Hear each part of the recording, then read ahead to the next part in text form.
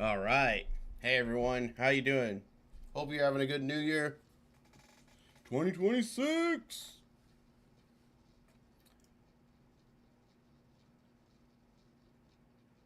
All right. Everything's up and running. Yeah. All right, we're good to go. Let's take a look. We'll look at this after. Let's bring this up.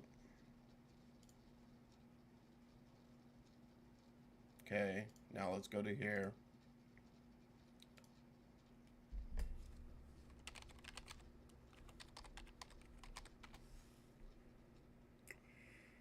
All right.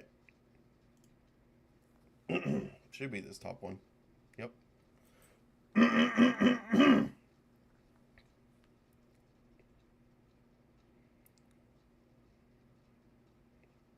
This looks about right.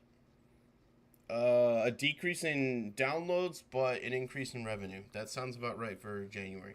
People are too busy to go find new games and be interested in them. Um, and then conversely, the revenue, people who are already playing their games end up spending more during the holiday season. So, all right, I am going to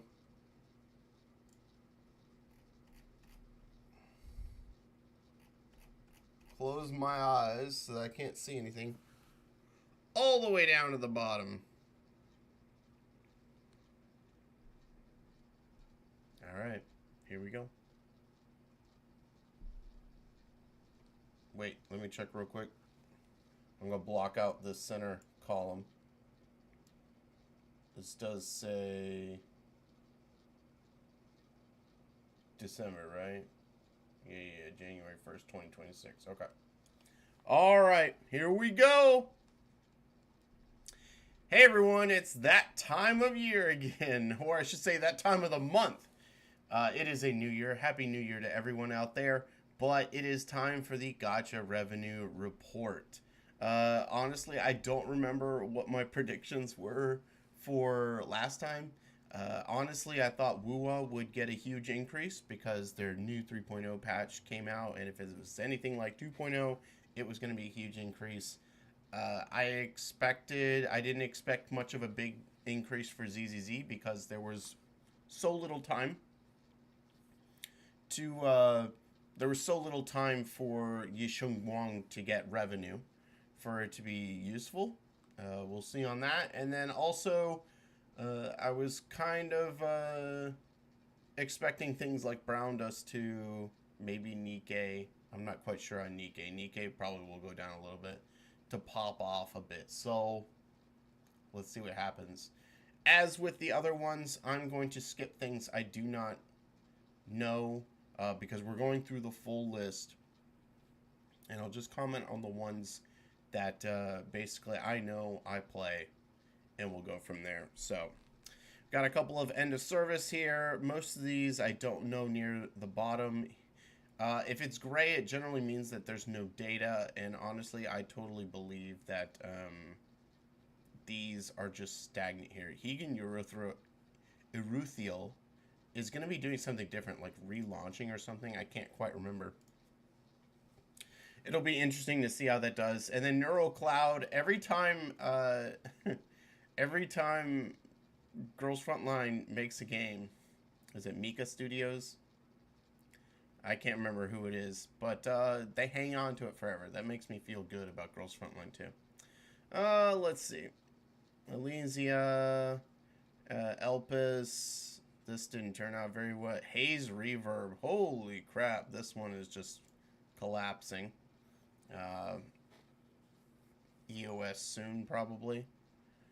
If a Gunner game, which is somewhat of Haze Reverb, is not making money, then it's just going to collapse because you have nothing else to stand on. Starseed, I'd never thought this was going to do well. When I played it, great animations, and then that's it. There's nothing else in it. Astra, Girls Frontline, surprising to see it this low, but everyone's making the switch, which I think is good. Counter side, I think a lot of this revenue comes from Steam now.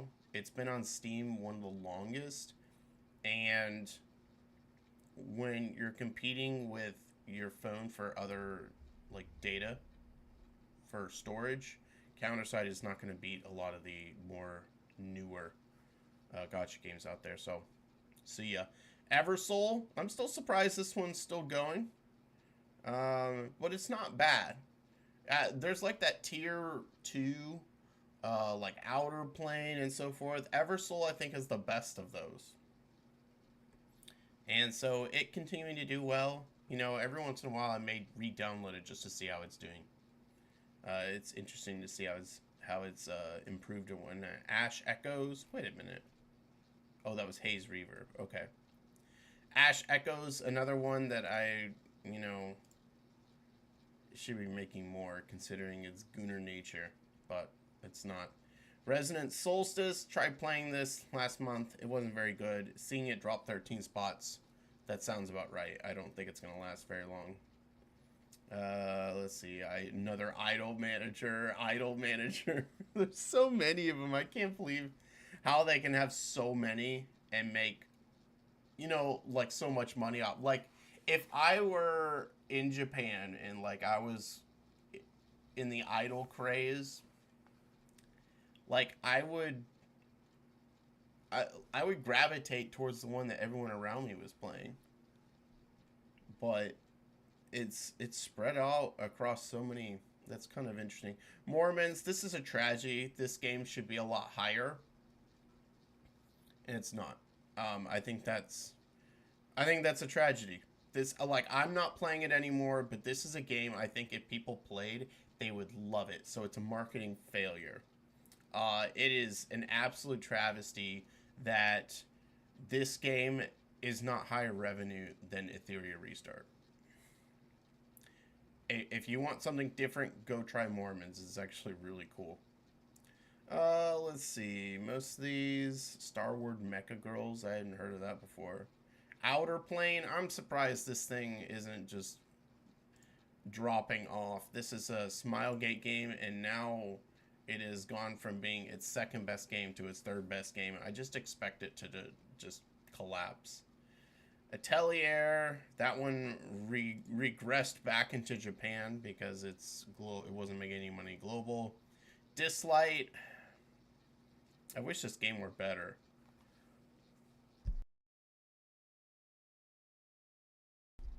But unfortunately it's not. That's all I can say. Let's see. Tower Fantasy. This is its first full month as a like with the free to play version, the non-gacha version, and this is pretty impressive. So interesting. Echocalypse, super gooner game. Honestly, should be making more in that. Lost Sword, also kind of a gooner game. I've been trying to get myself to stop playing this. It was like so enticing to like get started and progress, but once you hit the wall where you don't like it's hard to move forward in the game, like I don't know, it's not very fun. It reminds me of there was an AFK game, Memento Mori. It was really cool when you were getting started. You know, the visuals are great, and then it just fell off. And that's kind of sucks. Rishi City. Actually, this is another Smilegate game, I think. Or it's like from the same group or whatever. I see it on the Stove launcher. So maybe it isn't. It's just Stove related. But, geez, that's a huge increase. Damn. Silver and Blood. I think they had an anniversary. So, that's pretty cool. This is one I had to quit, but it was okay. Honestly, I think it's better than Mekarashi, another one that I quit around the same time. And that's kind of a bummer. Snowbreak, doesn't look like any data came in for Snowbreak.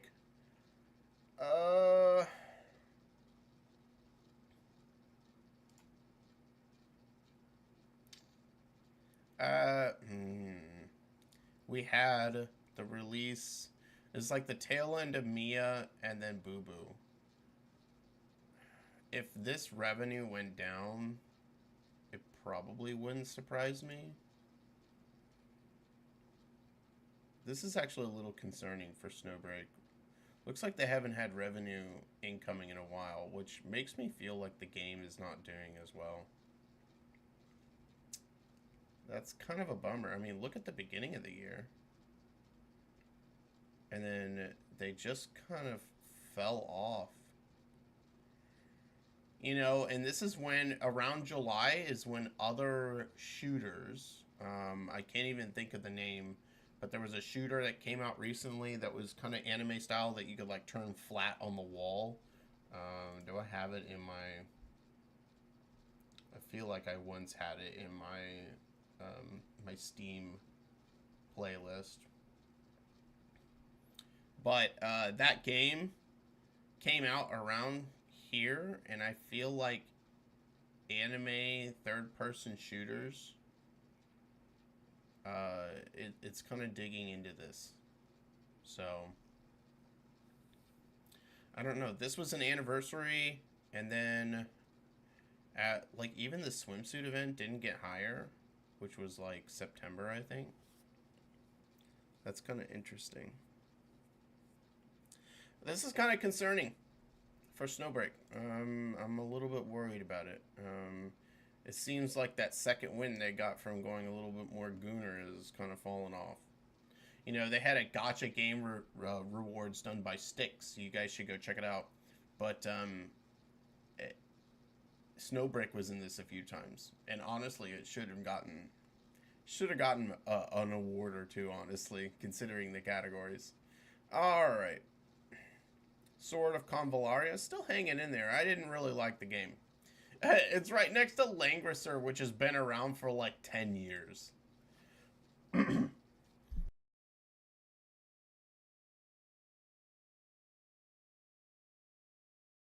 Ooh, sorry, I have a lot backed up in me. All right, Limbus Company. Happy New Year to you, Galio. Limbus Company. Ooh, jeez. I wonder what happened in Limbus Company for it to drop that much. Of course, the higher we go in revenue, the more it kind of fluctuates based on anniversaries and big units and so forth. So that could just be a simple matter of that. We'll have to keep an eye on this one for next month. All right, Princess Connect. I wish this was still... Oh, the season ended? Oh, okay. That would probably be it. We'll see if the new season ends up being a big push. Epic 7 recovering a little bit. But Epic 7, just like a year ago, was making like... I mean, you can see. Epic 7 was making like $3 million a year now. And then all of a sudden this? This is concerning. But, I mean, I guess it did do it kind of at the beginning of last year, too. So, we'll see. These huge numbers are from big MLs, I think. April was... let's see. Arunca was May. I don't remember what was in April, though. June was Aria. And then this was the World Championship, so this was like Witch of the Mare, Raz, Lady of the Scales. So, what was in October that made so much money? I don't even know. But this kind of drop-off for these 2 months is a little concerning. I'm glad it's recovered a little bit. So maybe that means that once we get DN... You know, we'll get the full revenue from DN, which has only been out for like a couple of hours. We'll see if it recovers. I don't know. DN doesn't look like she's going to be busted or anything, so people may hold off. It may have gone into a trend in which people just hold off until they see a really busted unit, and then they pull. And that's all Epic 7's fault. You can't do stuff like that. Back here, this was like Teiyu. This one right here, this number right here was ML Hua Young. So big titties sell. Big surprise. But I'm willing to bet that both of these, I don't know the exact dates, but I'm willing to bet that both of these numbers are from ML Arunka. It's also possible that we're just missing data on this May right here. But yeah, Epic 7, it really kind of needs to recover a little bit. Hopefully it can.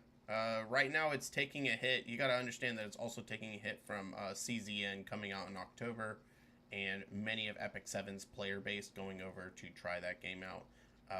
If CZN starts to collapse, you may see a rise again in Epic 7. Alright, Grand Summoners, Ethereal. Oh man, it just disgusts me that Ethereal Restart is still making money. Oh man, it's such a terrible game. Oh man, I'm so irritated for all those YouTubers and whatnot that were like, gotta get that bag, and they went and pumped this game up, and it was such a fraud, and it's doing better than games like Mormons. Mormons should have that kind of, you know, revenue, but instead it's going to Ethereal Restart. That's, oh man. That's garbage. Alright. Love Brush Chronicles. I think this is a Girl Gooner game. Punishing Grey Raven. Dropping off a little bit. I honestly don't know much about it, so I shouldn't expect too much of it. Wizards Variants Daphne. I have a feeling that this will gradually just fall away. That's my guess. Heaven Burns Red. These two games, Path to Nowhere and Heaven Burns Red, have kind of had a little bit of a renaissance. Heaven Burns Red was released globally, so that was a big deal, but it is definitely a Japanese game. And then Path to Nowhere, people are realizing is pretty darn good, and I agree with them. It's kind of one of those games I stopped playing just because I have too many, but it's unique, which is cool. A lot of games out there aren't unique, and this one was, so I was pretty excited about this. Heaven Burns Red, though, I didn't like the graphics as much on Heaven Burns Red. I didn't like how they did it. They should have done like some more cell shading or whatnot, because it kind of gives that grainy, I don't know, I can't describe it very well, but I'm not a huge fan of Heaven Burns Red graphics. Slime East Sky Memories, I keep saying that I'm gonna, you know, re-download this, and I never do. Stella Sora, oh, this hurts. I thought I'd be doing better. But at the beginning of... Well, there's no CN revenue update, but even then, I don't think that'll change much. At the beginning of December, people started to give it a second look. The global community is still suffering, but it seems like the Japanese company is carrying it, which is kind of what I expected, and Korea. I feel like this data is this is iOS. Okay, yeah. In Korea, they don't have iOS devices. That's not a market Apple's trying to corner. So Japan and Korea are keeping the game like healthy. But it's really a shame that Global isn't higher, because it's a really good game. It's a lot of fun. We'll see how it does later, but this is kind of disappointing. I was hoping for it to... Its first limited banner came out, and I was kind of hoping for it to do better. It did have Nausicaa. Like, neither of the two banners that came out are as good as Fuyuka, who came out in November. So, I guess that's kind of... no surprise there. We'll see what comes out next, but I hope it does better. I really do. So, let's see. Star Savior, One Piece, Isekai. Fire Emblem Heroes. Up 1 million. Look. I hope this gives a...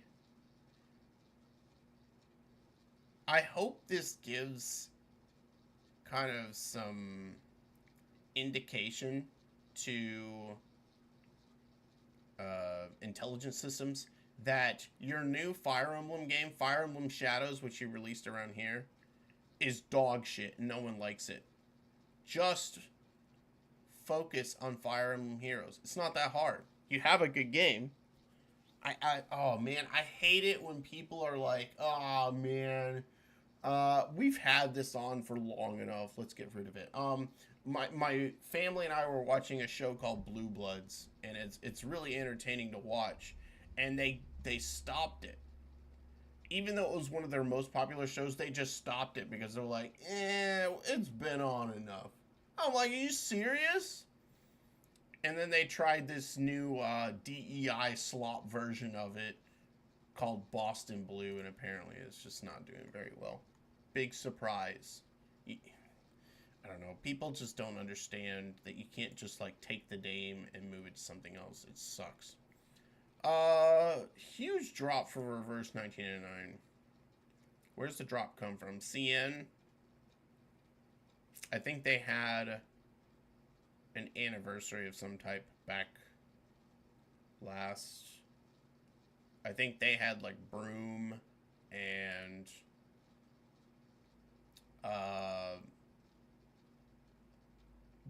I can only think of her last, Matilda's mother. One of each. Global should be getting this next. So I expect this number to reverse, but Global does not make as much money as CN, so you won't see as big of an improvement, but that's basically what happened here. So don't worry about Reverse 1999. If it stays in the I would prefer it stay in the 4 to 5 million range. So this was overperforming, and this is underperforming. How have they been doing? Yeah. It all depends. So they're still very healthy. Love this game. So good. It got some awards during that Gacha game show that I saw last night. It's pretty good. Memento Mori. It's still surprising me this game makes money. It's nothing against the game. The game's very good. It's just you don't do much. It's true idle. Blue Archive. This is probably driven by Global. Yeah. Thought so. Driven by Global because of the anniversary. I know that I spent something like 72,000 pyroxenes during like the course of December for Blue Archive, so I know I'm not the only one. Huge month for Global, and I think CN's or sorry, not CN, Japan and Korea's big month will be next month. So I expect this number to even go higher next month. See this number right here? Yeah. January is their anniversary month for the Japan and Korea server. Expect this to explode. It'll be good. Though I think last year, I need to think on this one though. I think last year, Global and Japanese lined up for this one. So maybe not as much, but I really do think this revenue will go way up next month. This is one we should look for. Girls Frontline 2 recovering. Okay, this is pretty cool. Very happy with this. Leva was released, so that's kind of expected.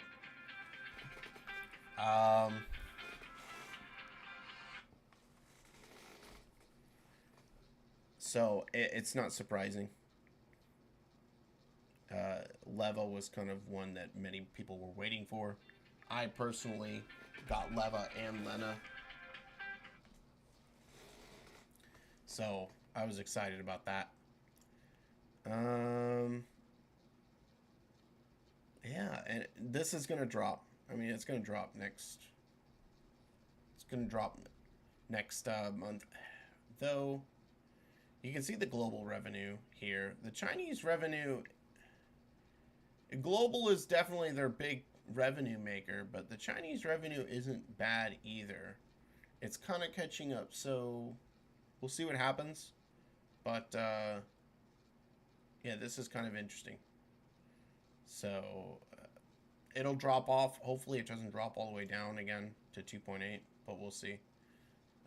As you can see, it's been slowly kind of going down, which is kind of unfortunate. Some of it is from bullshit information from certain creators. I really feel like it should be in this range right here all the time. But all of the rage and whining happened around July. That's when people quit. So if we could get back up to this 5.6 healthy range, it'll be good. I mean, like I said, with a game like Girls Frontline, Dark Winter, Mika, they hang on to their games forever. So, you know, that's comforting, but I would prefer this game to be making more. We'll see what happens. All right, Brown Does 2 had an anniversary, or a half anniversary. It's not even a full anniversary, it's a half anniversary, but for some reason its half anniversary makes way more money than anything else. 6 million, I'm not surprised. Anytime one of these faded encounters or special skins comes out, it's going to do more money. And just look at this progression. Each time, it just jumps up every time. Continuing to do well. I'm so happy for these people. Like, I really do wish that they would... I really do hope that they would avoid the sexual innuendos in their animations and just stick to straight, like, I'm totally okay with the straight lewd skins and whatnot. I just wish they would stay away from the sexual innuendos in them. But, or at least keep it to the skins. But I guess I'm not the majority in that. Like, Gooner's got a goon. And so, but this game, this is a good game, guys. Go download it. Just don't play it in public. I played it in public, but I don't give a shit. But this is great. 6 million? Cool. I mean, this will definitely drop next month because it's not going to have a special skin. Which is a bummer, but it is what it is. They said they would only be doing a special skin about 4 times a year. So I'm not expecting it to do, you know, better than that. Azure Lane, we had a UR event, and it was Lexington 2, like the character I've been waiting for forever in the game. Came out awesome, great skins to come with it. It also had a Data Live collab, which I'm kind of irritated because I got lazy and I forgot about it, and so I missed some of the characters. But man, this is awesome. I love me some Azure Lane. So jumping up to 10 million again, that's what I want to see. This game just continues to stay healthy. I mean, you can see here. This is what I expect to see from Girls Frontline. Maybe not 9 million and whatnot, but yeah. Okay, Arknights. I don't know what happened in Arknights, but they had such a freaking huge month last month. Don't worry about this drop off down to 10. Like, don't worry about it. Chaos Zero Nightmare is still making money. I mean, yeah, that's the wrong statement. Still making this amount of money, which is impressive.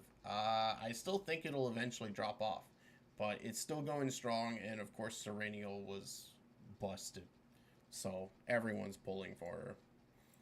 Let's see, we're getting to the top 10 here. All right, so Nikke.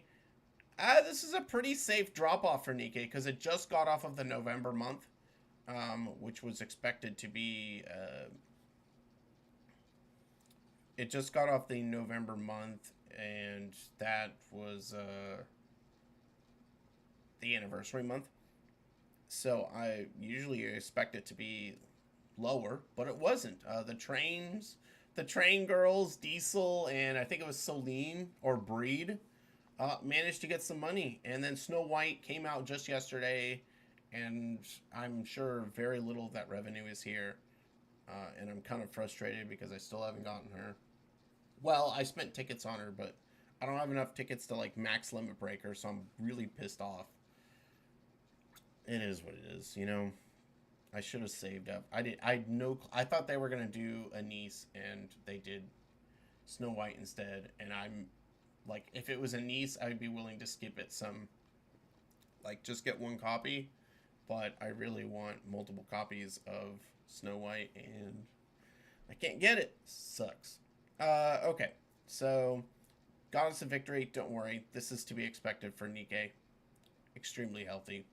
It's doing well. All right, we're in the top 10. Naruto Ume Musume dropped 7 million. Where'd the drop come from? Japan and global. Okay. Monster Strike Wuthering Waves.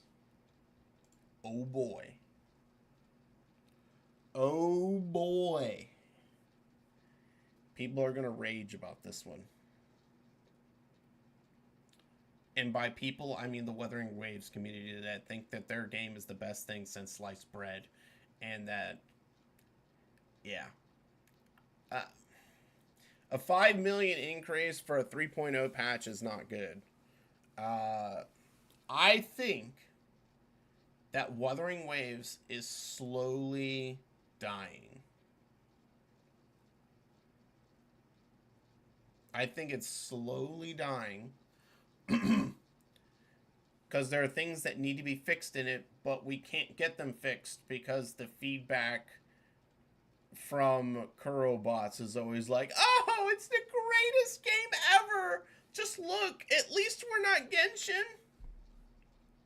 Don't compare yourself to Genshin. That's like, I mean, I can understand why you'd want to, but Genshin's doing better than you. So at least we're not Genshin is not a good comparison.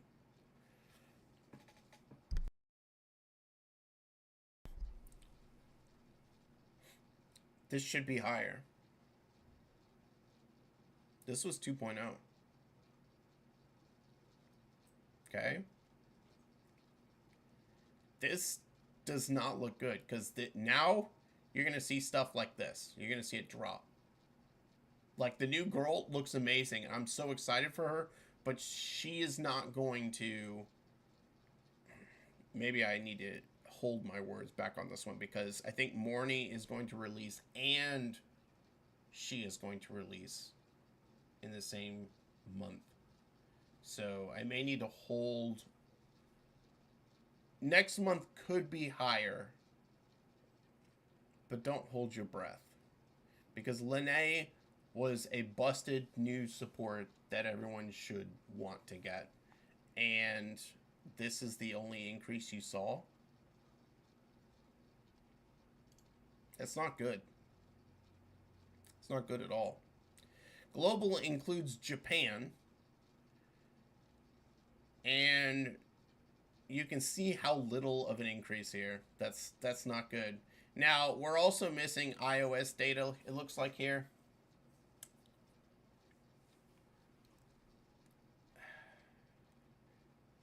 Expect an iOS increase about the same. Like, these are generally mirrors of each other. So, let's say iOS is 7 million. So, the actual number should be 24 million. It doesn't change its place on the charts, and it should be more. This is kind of concerning. Like, there's nothing you can say about this that's good. This should be better for a big major patch. All right, Fate Grand Order. Man, I watched those Gacha awards yesterday. I still can't believe this game makes money. I think this is probably one of the most overrated series. I've seen all the Fate series, but Grand Order as a game, oh man, I feel like it's so overrated. Honkai Star Rail dropping all the way to 27. Like, I'm not surprised, guys. You had Cyrene, and then you moved to Dahlia. It's expected. Expect a massive jump next. because the next patch should come out like, is it the end of January? Maybe it won't be next month. Maybe it'll be the month after, because it's been extended by 2 weeks. So we'll see, but I expect a huge jump when the next patch comes out. All right, here we go. Number 4, Zenless. Oh boy. This is huge.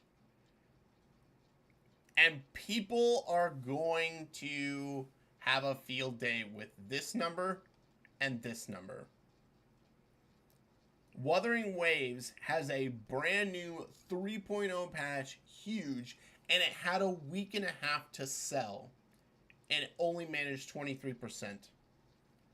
Zenless Zone Zero had how many days? Like 4 days of Ye Sheng Guang, and she freaking killed it.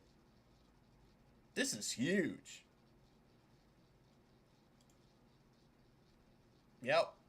This is the kind of numbers we want to see from ZZZ. And it's also a problem with ZZZ because it's like every Void Hunter patch is massive, and then every non-Void Hunter patch is like wah, wah. However, I'm willing to bet that ZZZ actually makes more money than people realize, because I think there's a lot of people who spend money on ZZZ on consoles and on phone. Probably not as much as phone.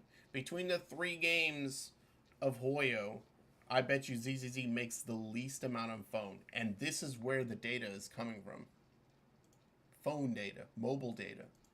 I bet you the numbers for PC are even higher, and then the numbers for console are equal, if not higher as well. That's, I mean, and then you compare it to this, man. Oh, man. We're going to have a field day with this.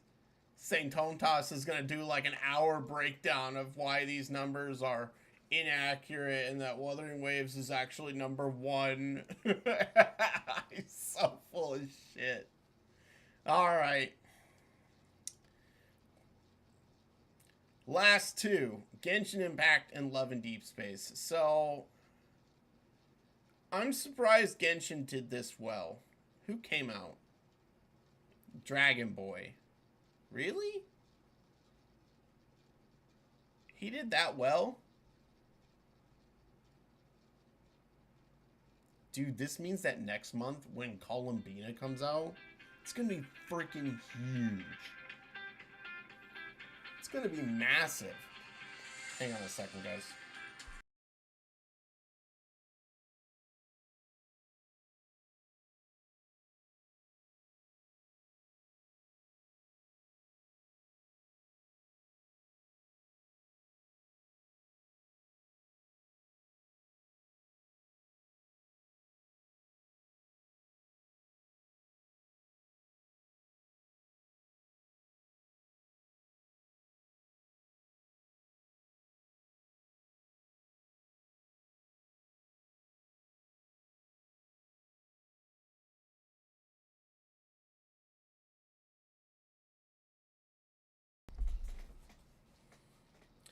All right.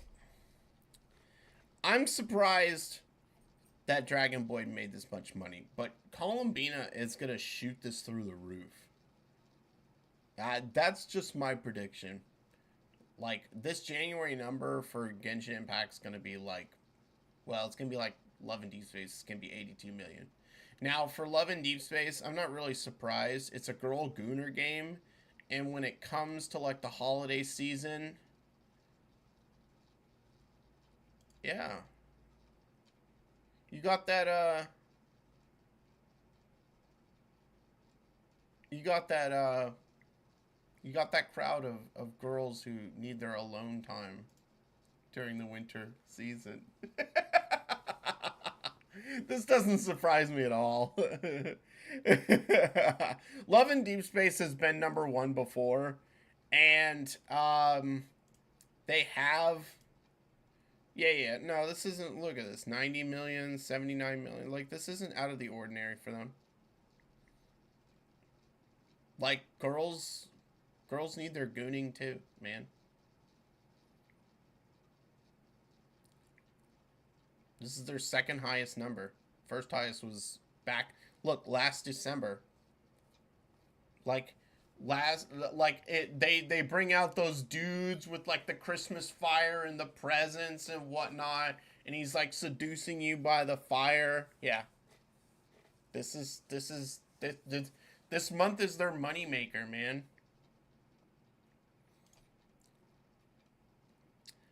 All right. That's it for the entire list. Most surprising thing on this list, like, it's not even a question. It's Wuthering Waves versus ZZZ.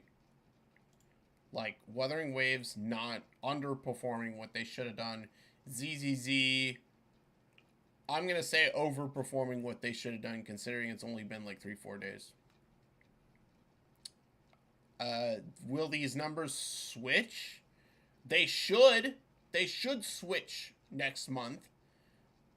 But I'm not so sure anymore. I don't think Wuthering Waves can pull it off. This is concerning because next month Enfield comes out. Enfield will probably be the number one. Like, it's going to be fighting with Genshin Impact for number one. Enfield will come out. It will have 4 days.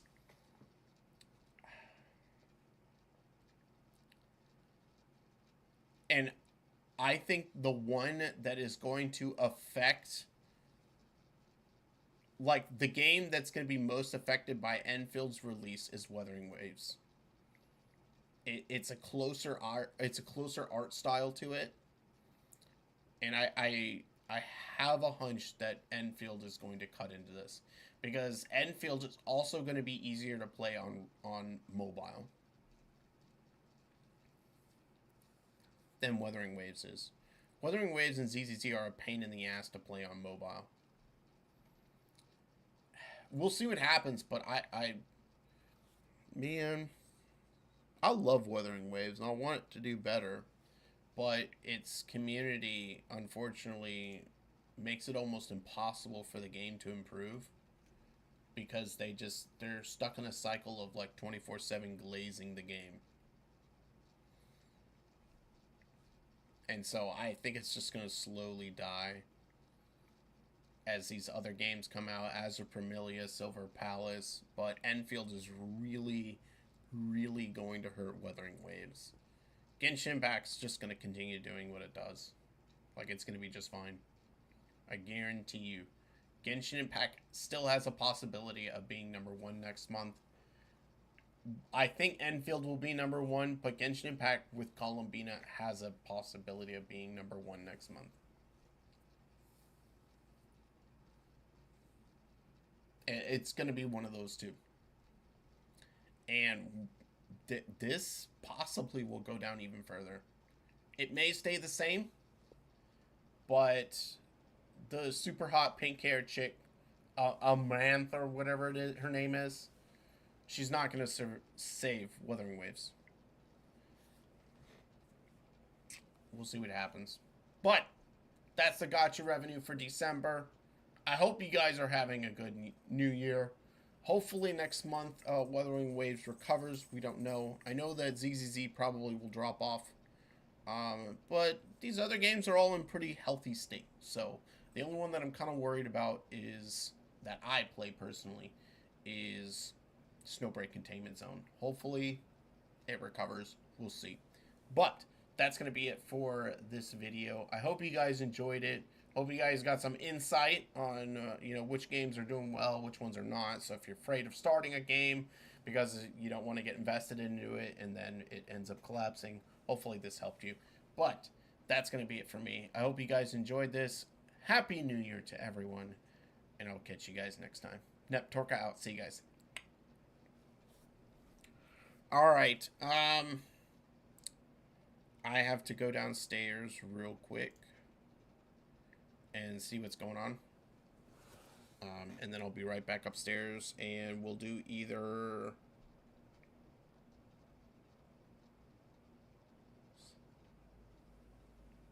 Yeah. So she's like the Jinsei Cardathea.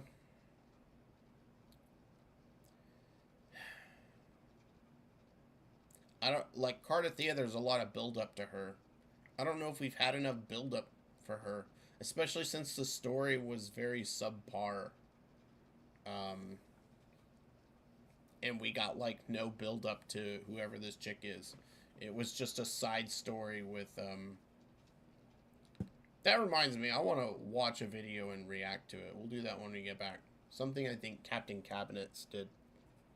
So, let me go take care of whatever I need to downstairs, and then we'll be back.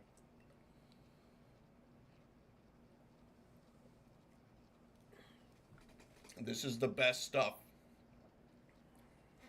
I love it.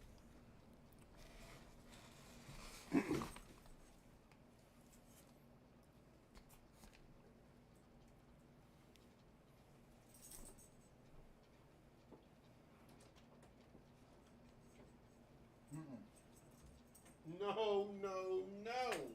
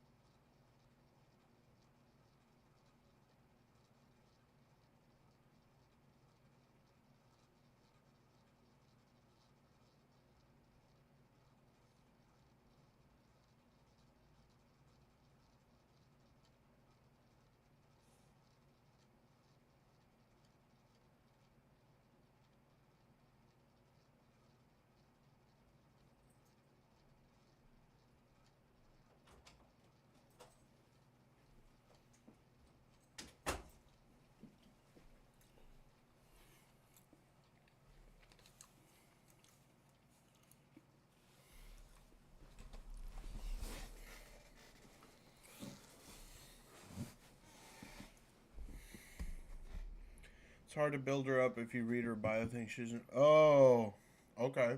Yeah, but that's kind of like what Cardathea was. No one knew about Cardathea.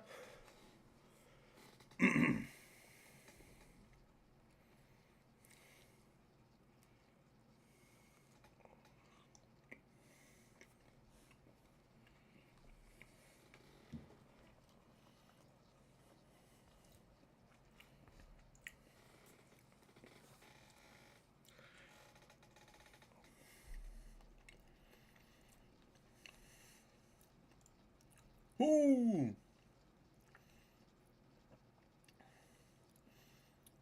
The Italian team. Here we go. Team. Oh no, it's not Italian. Team Dutch. Dutch supremacy.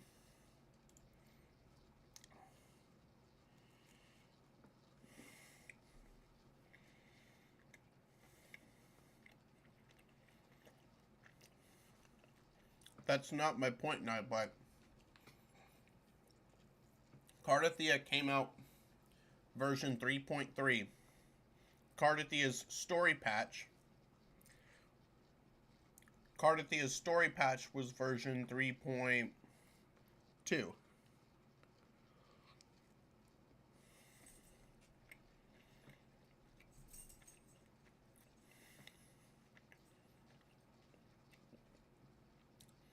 Cardathia didn't come out in 2.7.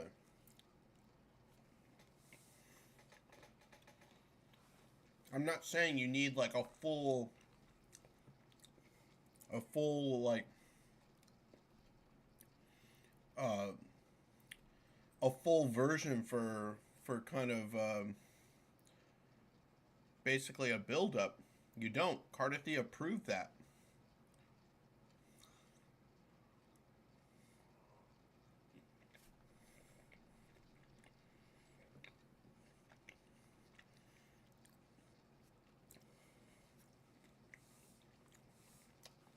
Right, and her story was 2.2, so the entire 2.2 patch was building her up. So unless the entire story patch that's going to come out in a couple of weeks is building up a myth, she's coming too early.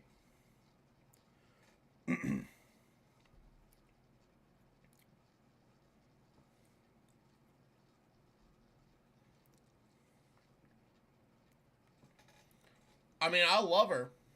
I'm going to pull for her no matter what.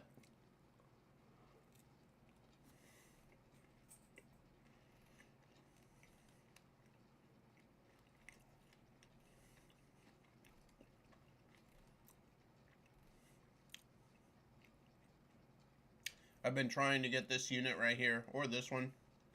I don't have any orbs though, but that's okay because I'm totally happy that I got my plus 10 Pala.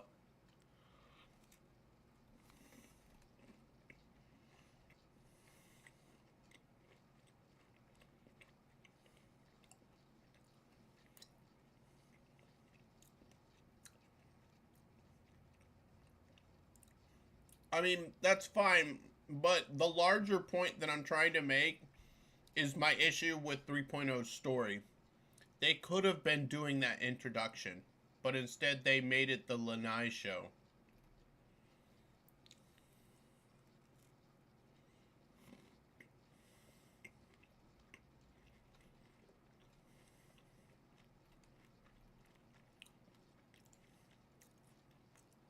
Oh, I love this. That's cool.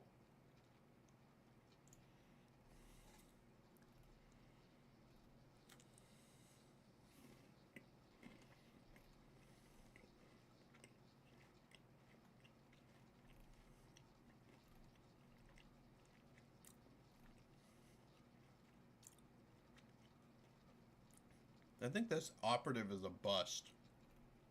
I played her last night. Okay, this is actually pretty exciting.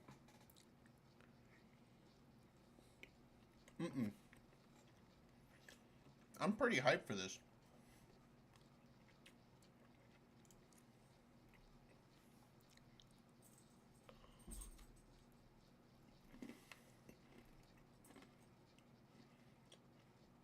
Man, this animation is so cool.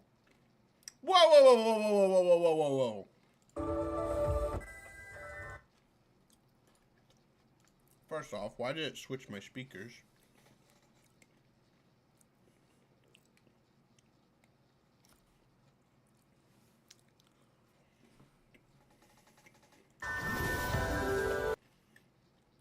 That looks just like the medical robot who helped us.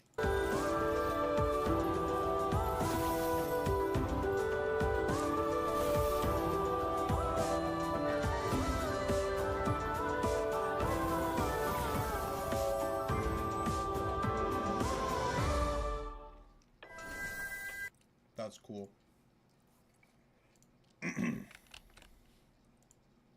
Oh, we got one of these? Okay. We'll look at this.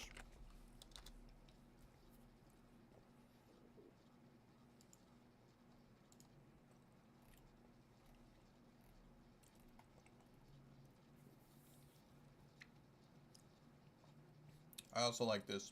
Bologna looks super hot.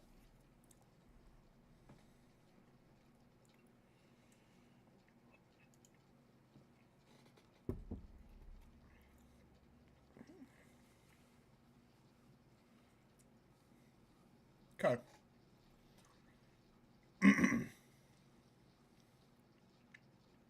Oh my gosh, I'm so glad that we're getting some rewards because I want more copies of Snow White.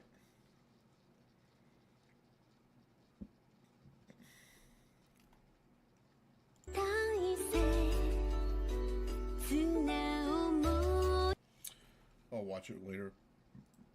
What happened with the Astros?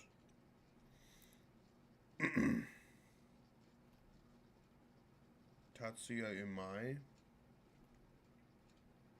Where's he from?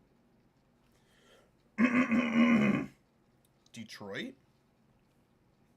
Or is that Tampa Bay?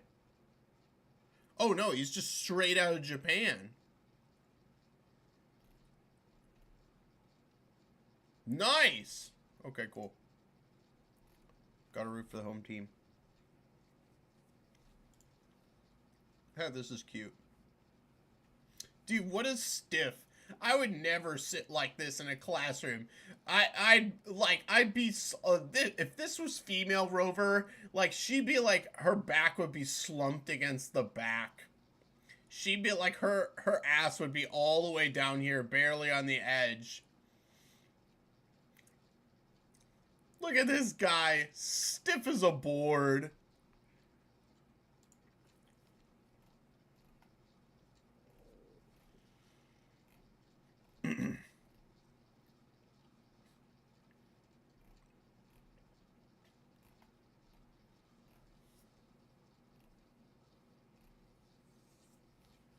Uh-oh.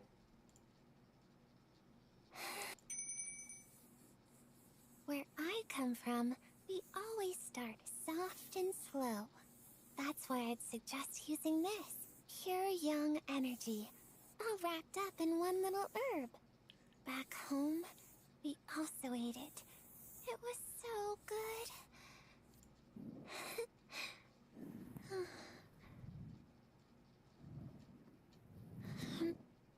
30 minutes of that! Dude, whatever. If you saw this dude in class, you'd be like, yeah, I'm not gonna bother talking to him. He's the type of person that would rat you out to the teacher.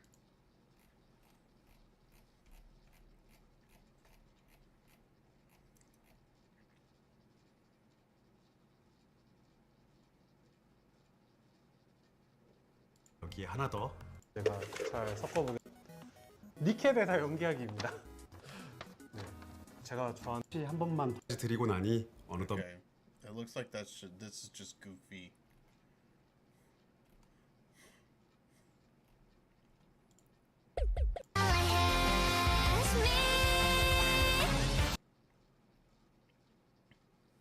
No, don't even.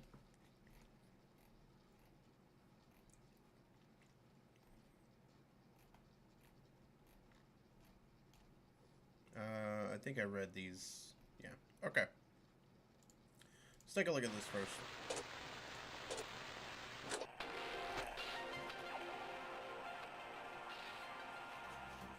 Hey, Commanders! Welcome back to another episode of the Balin Island Emergency Shelter broadcast.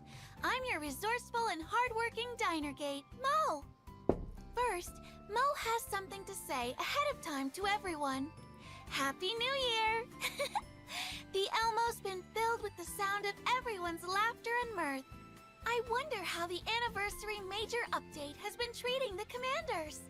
I'm sure that you've had a bountiful harvest of all the rewards, right? But that's not all. New Year goodies definitely don't end with the anniversary major update. Mo has the scoop that a super generous sign-in event will be launching on January 19th. What rewards are waiting for you? Well, Mo will keep that part a little secret for now. But trust me, it'll be well worth it for every commander. And on the very last day of 2025, Mo certainly won't just leave everyone hanging. Good. We'll be revealing exclusive first-hand information about the very first new doll who will officially meet commanders in 2026. Pan!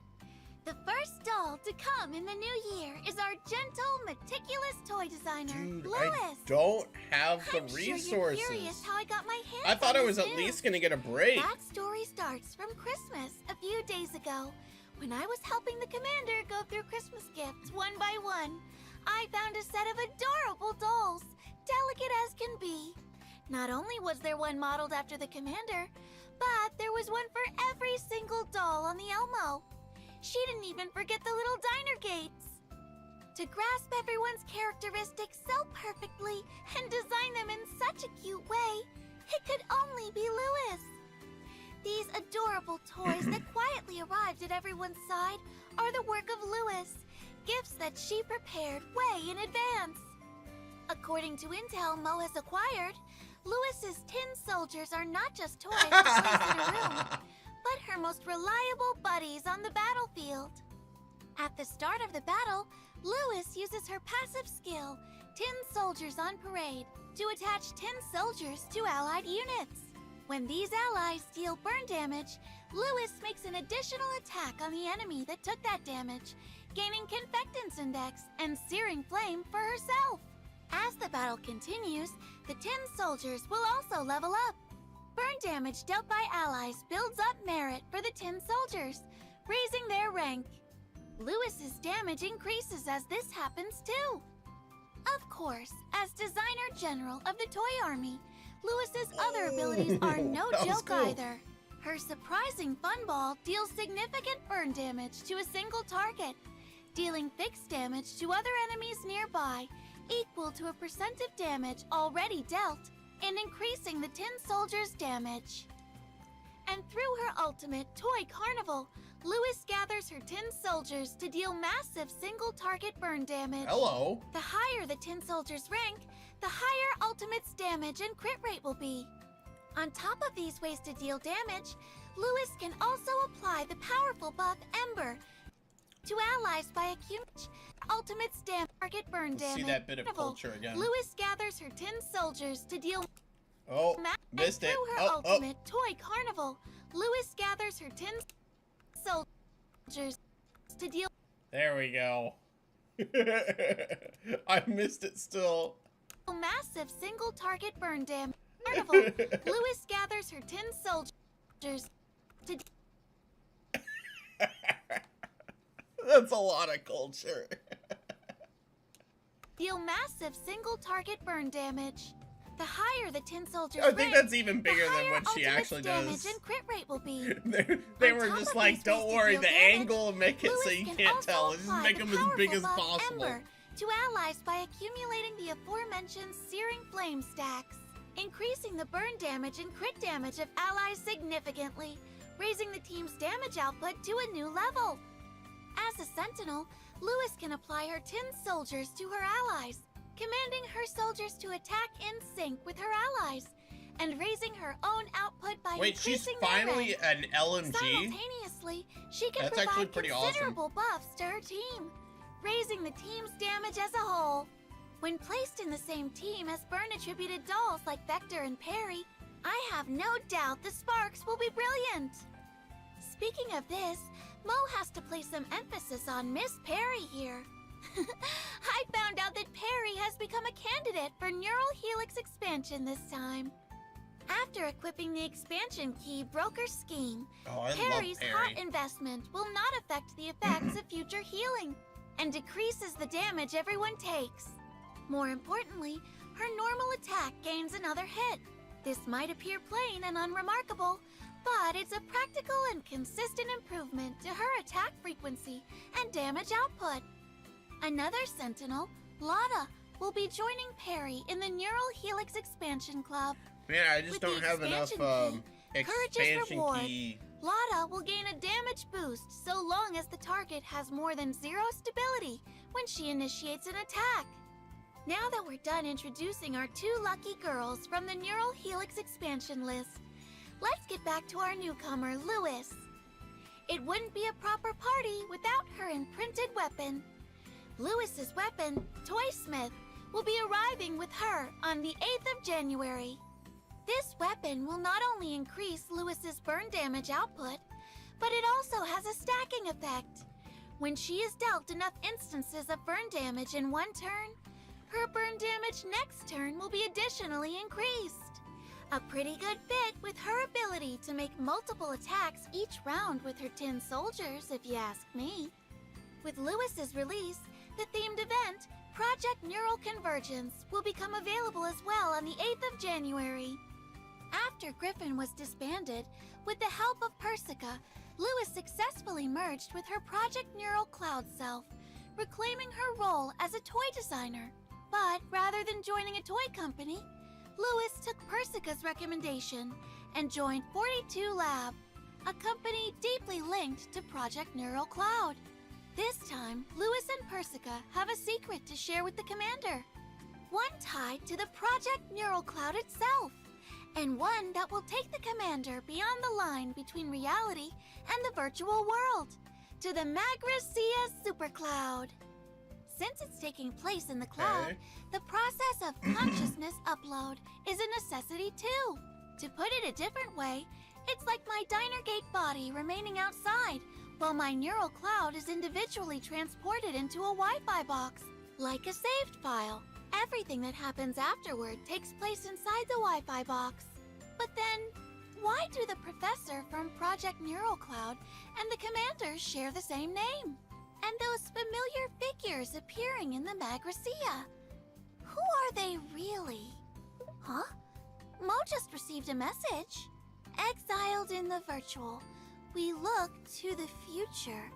Okay. Professor, it's been a long time. That's from Wait, man, my memory has of Moment Neuro passed? Cloud is What like is actually going on here? very little. Commanders, once you uncover the answers in the themed event, But I'm be sure assuming to it's share them with associated Mo, with that. too.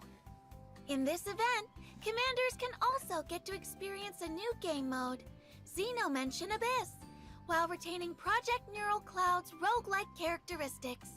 The process has been simplified, so everyone can quickly get hands-on with the game mode. Not a huge fan In of this these. game mode, commanders will be handling stages of varying difficulty. By improving the effects of your doll skills with neural enhancement and selecting different functions or protocols, you'll be able to quickly power up your team and clear these stages.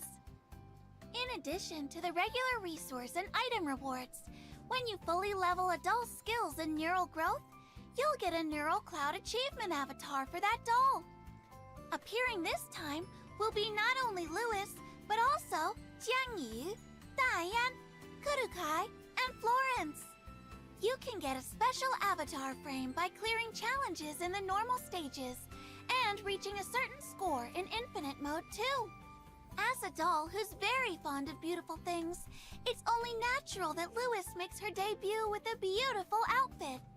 This time, we've got Lewis's classic swimsuit, Sunscreen Battle. Both refreshing and extravagant, That it looks comes cool. with brand new accessories that you can mix and match freely to perfectly put Lewis's charm on display. Not only are there a variety of colors and styles for her jacket, there are plenty of options for you on her swimsuit and legwear. Cute and lively waterproof short socks That's cool. to alluring yet elegant white stockings. Combined with various styles for her swimsuit, the commander will be able to easily create a design that you are fond of. A new weapon skin that matches this swimsuit perfectly. Operation Beachfront will also be added. It might be a little frosty in winter already, but the crew deck can be switched to summer mode at any time. A relaxing pool party whenever you want. If you're looking to put together a full summer-styled getup for Lewis, don't miss this opportunity. On top of the new outfits and skins, to make the Elmo cuter, Lewis has designed some new furniture and ornaments. You can turn the lounge's sofa into a toy kingdom in fairy tales. No. I wonder if commanders like this dreamlike, cute visual style. Commanders will also be able to place Lewis's doll and tin soldiers down as ornaments in the crew deck. No, Mo thank does you. need to mention that they're very different from the tin soldiers that Lewis deploys in battle. These ornaments follow the Elmo safety regulations to the letter, so go ahead and put them down without worry. When new dolls are added in the future, could get they the might space report theme in with for the furniture deck. and I think it ornaments looks that awesome. match their style. As time goes on, the commander and the dolls will be able to gradually turn the crew deck into a home for everyone. While Lewis was busy turning the lounge into an adorable toy kingdom, Mei Ling's been busy behind the scenes too, adding some new functions for the crew deck. Okay. First up on the agenda are the weather notes. After unlocking the corresponding furniture, dolls will leave special notes for you depending on the weather of the day.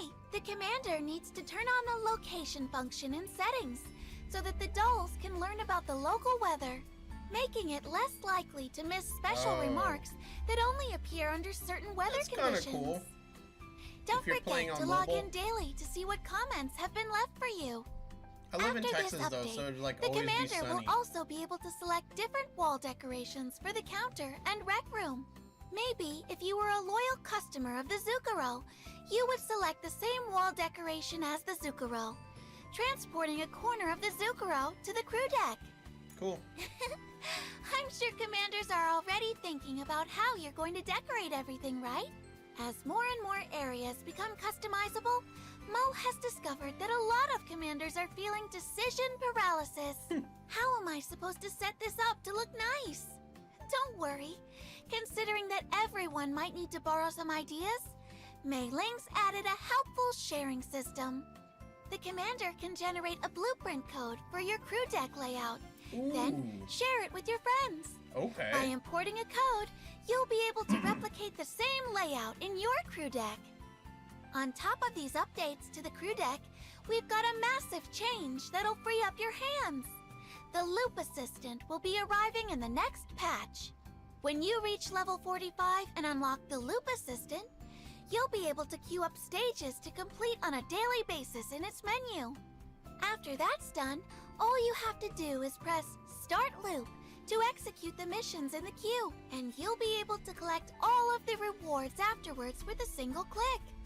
In addition to helping with daily stages like standardizing sync, neural survey, and combat exercise, Loop Assistant will also be able to automatically select dolls with high combat power for Gunsmoke It's actually pretty Frontline, cool, but I according don't to really the current need it. buffs. In Because summary, I only do one it'll be thing. able to help you manage repetitive but necessary daily tasks. This way, you'll be able to put more time into content you're interested in, such as interacting with your dolls on the crew deck, or progressing story content. Of course, the regular content updates will still be coming. Covenant will be unlocked for 2 burn-attributed dolls, Lewis and Sharkry, on the 8th of January. I've heard that Lewis secretly looks forward to forming a covenant with you, Commander, and even secretly practices for the big day when she's alone in her room. What I'm trying to say is that it's been on her mind. Commanders who are fond of those two, remember to shower them with gifts to raise their affinity. Another burn-attributed doll, Vector's themed event, Escape from Cyborg, will be added to the Past Events tab after the patch update. If you missed out before, here's your chance to catch up. As I'm sure commanders have noticed, our burn-attributed dolls really did get plenty of attention this time. I really have to wonder if they had some sort of secret meeting, agreeing that they would all start giving it their all this patch. In the Gunsmoke Frontline everyone's familiar with, the buffs this time will be for Burn and Freeze. The corrupted And the pineapple. enemy's weaknesses happen to be those elements too. I have no doubt that our burn dolls will perform excellently against the new boss, Tumarinkus Massacre. Make sure you put together a good team for the Corrupted situation pineapple. and give this boss a proper go. regular events like equipment analysis vision, intelligence supplies, and simulation exercise. Simply refer to this calendar I've prepared for the patch. Thank you. Oh, would you look at that? This episode's about to come to a close too. But Any Mo's hints on sure what's that in coming after? 2026, Girls Frontline 2, Exilium will continue to bring more and more amazing content for everyone. There are still many surprises lined up, just waiting to make their way into the game. I'm already getting excited for what intel I might have for everyone next episode. Bummer. Make sure you tune in next time. Finally, one more time, a very happy new year to all of the commanders. I wish everyone a most happy, fortunate year with plenty of good memories on the Elmo. That's it for this episode of the Balin Island Emergency Shelter broadcast. See you next time. Bye!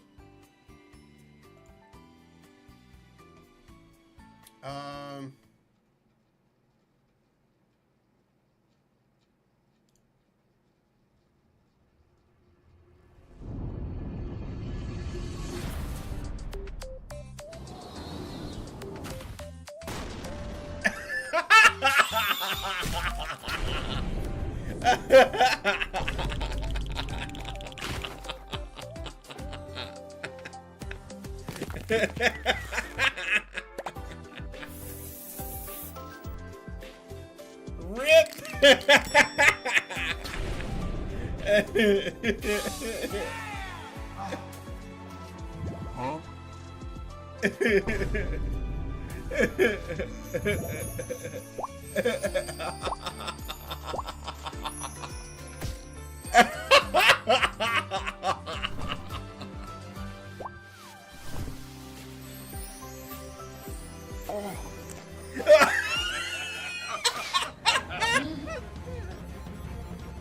Is it for Lova?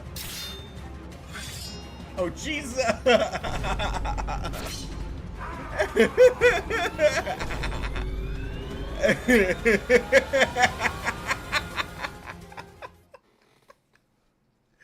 Oh my gosh.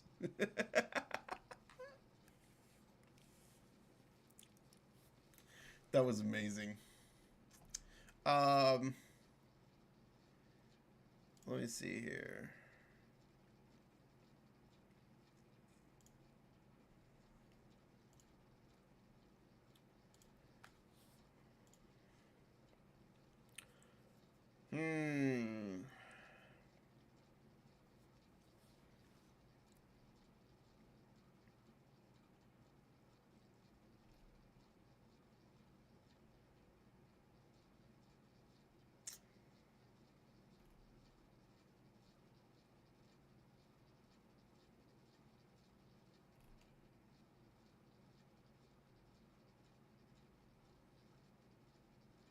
So Lewis is coming. There's still Worley, Faitusa.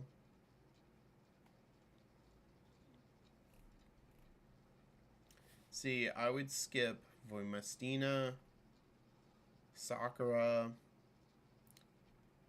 Faitusa.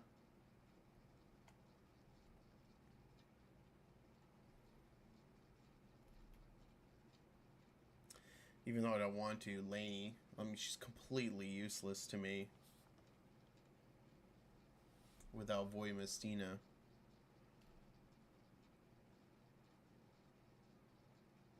Cheyenne.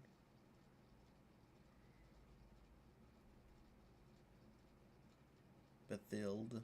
Yeah. I mean, there's several that I'm willing to skip. It's just they never show up. Where's the... Not that one.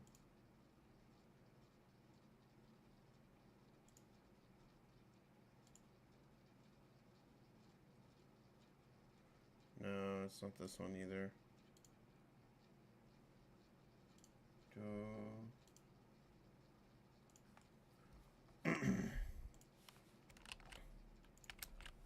This one.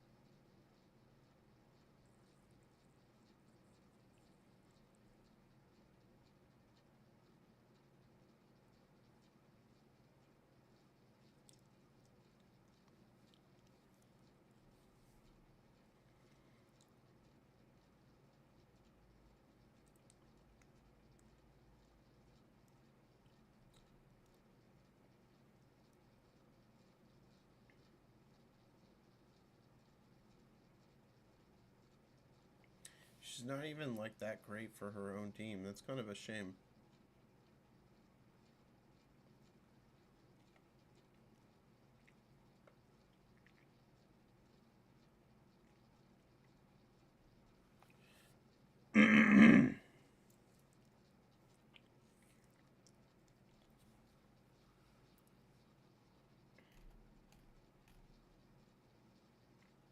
Okay.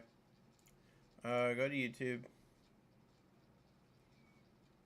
I want to see.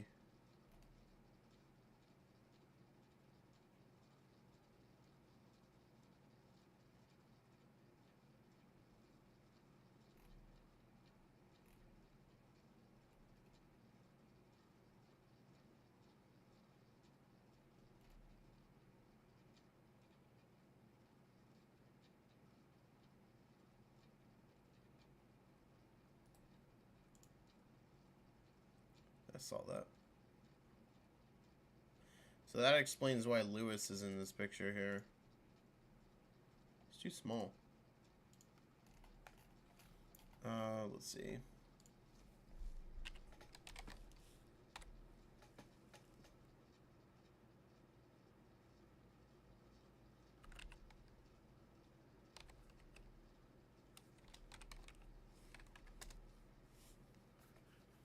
All right, let me see this here. There's a video that I saw.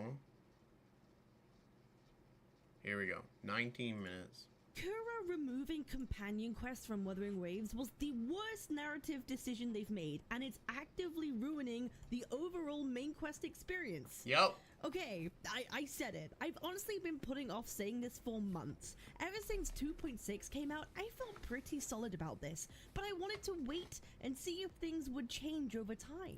A lot of people are loving 3.0, and genuinely, I'm happy for you. No one should take away from your experience of the game. But today, I want to talk about something that's been bothering me for a while, and why removing companion quests has quietly damaged the way the main story works.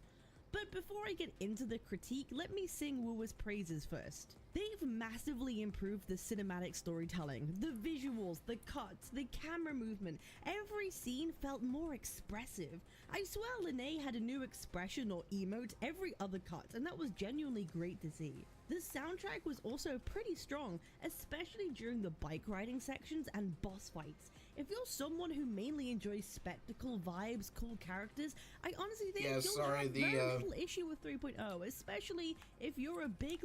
The music really isn't that great in Wuthering Waves. Like, they really got to improve it. Lene fan. But hear me out.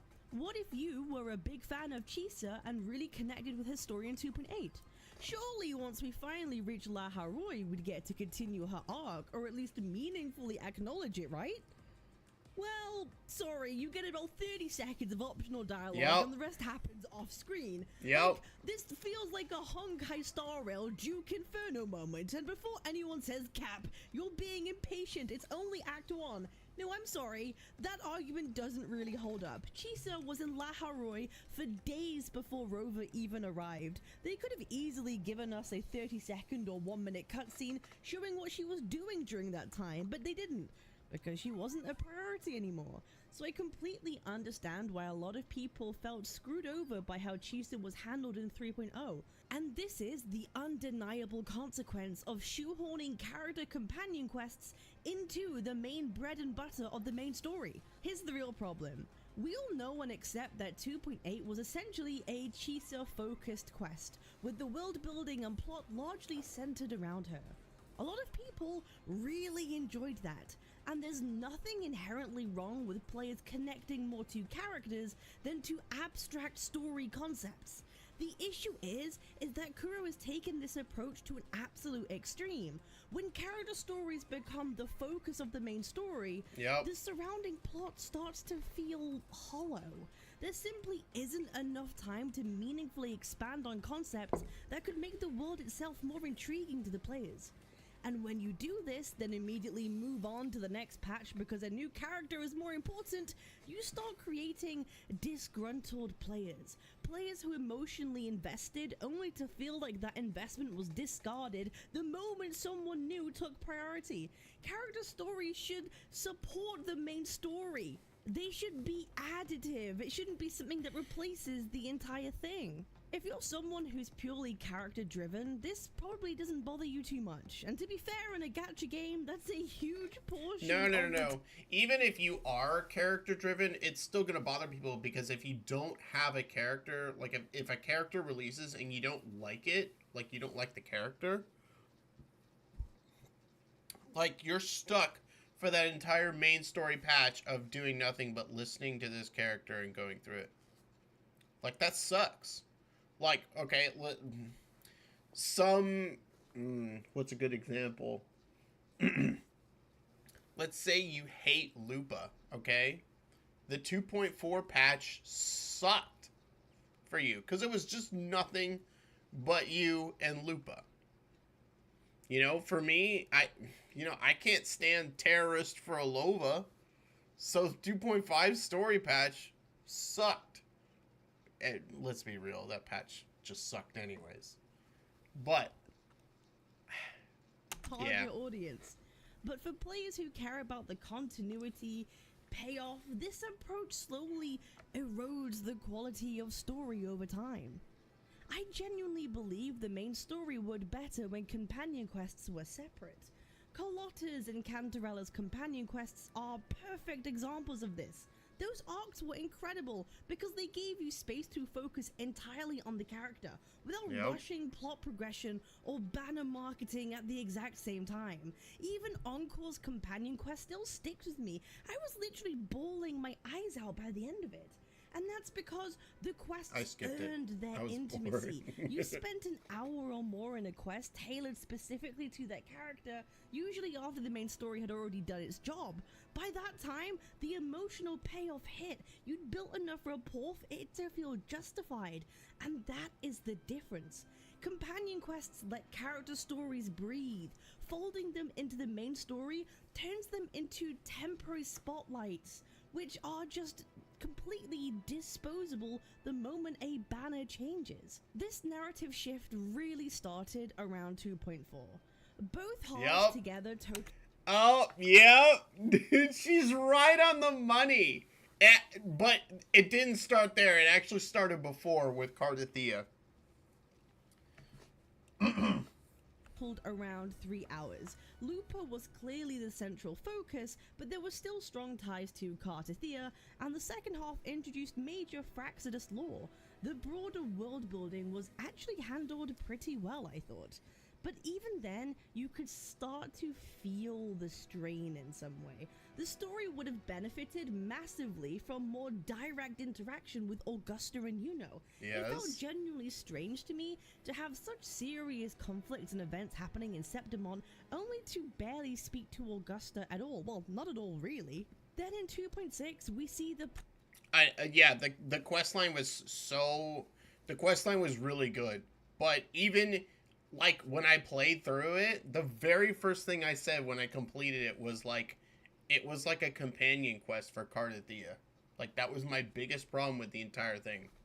Problem flip in the reverse. Lupa could have very easily fit into the hunt and combat sections. You mean to tell me you're going to remove the wolf girl from her pack and she doesn't join the hunt?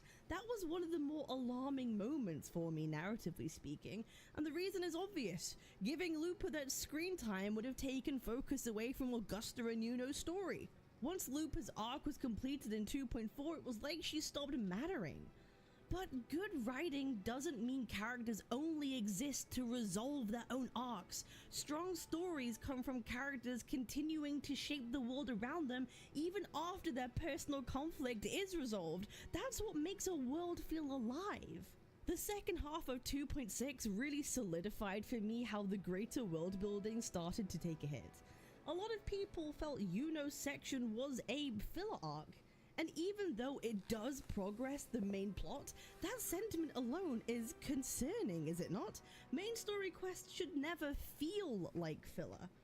The chaos was introduced in a vague way that it felt like it should have been a major concept going forward, but it was never deeply explored. Instead, it became a convenient plot device to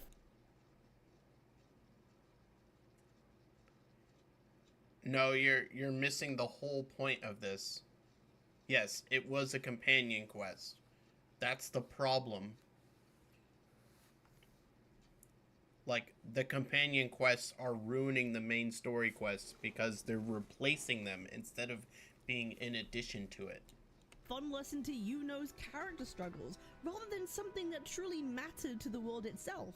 And that really bothered me afterwards. You can go see my 2.6 story review for that one. The writing has been on the wall for a while now, and I've tried to point it out delicately for months, but now it's reached a point where I genuinely think it's starting to decay the potential of 3.0. Again, if you enjoyed the story, that's great. I did too. I liked it when I wasn't thinking too deeply about it. It's like watching JoJo's Bizarre Adventure. If you just enjoy the spectacle, you'll have a great time, but the more you stop and ask questions, the more the cracks start to show. So let's talk about 3.0 specifically, because I've got some actual numbers to throw at you. 3.0 is supposed to be our introduction to Laharoi, a research facility and academy that should massively expand what we know about Solaris 3 and the world around us. Surely this new area would be the focus of the introduction patch, right? Surely we'd learn about the students, the professors, the royal tribe, the history of the facility, and how it operates. Yep, that's all important, and it was all just thrown away. No. No, that doesn't happen. Because we spend 71% of the 3.0 main quest with Lene. Yep. I'm not kidding. Like 70, I'm not exaggerating. Out of roughly 3 hours, 128 minutes are spent almost exclusively with her.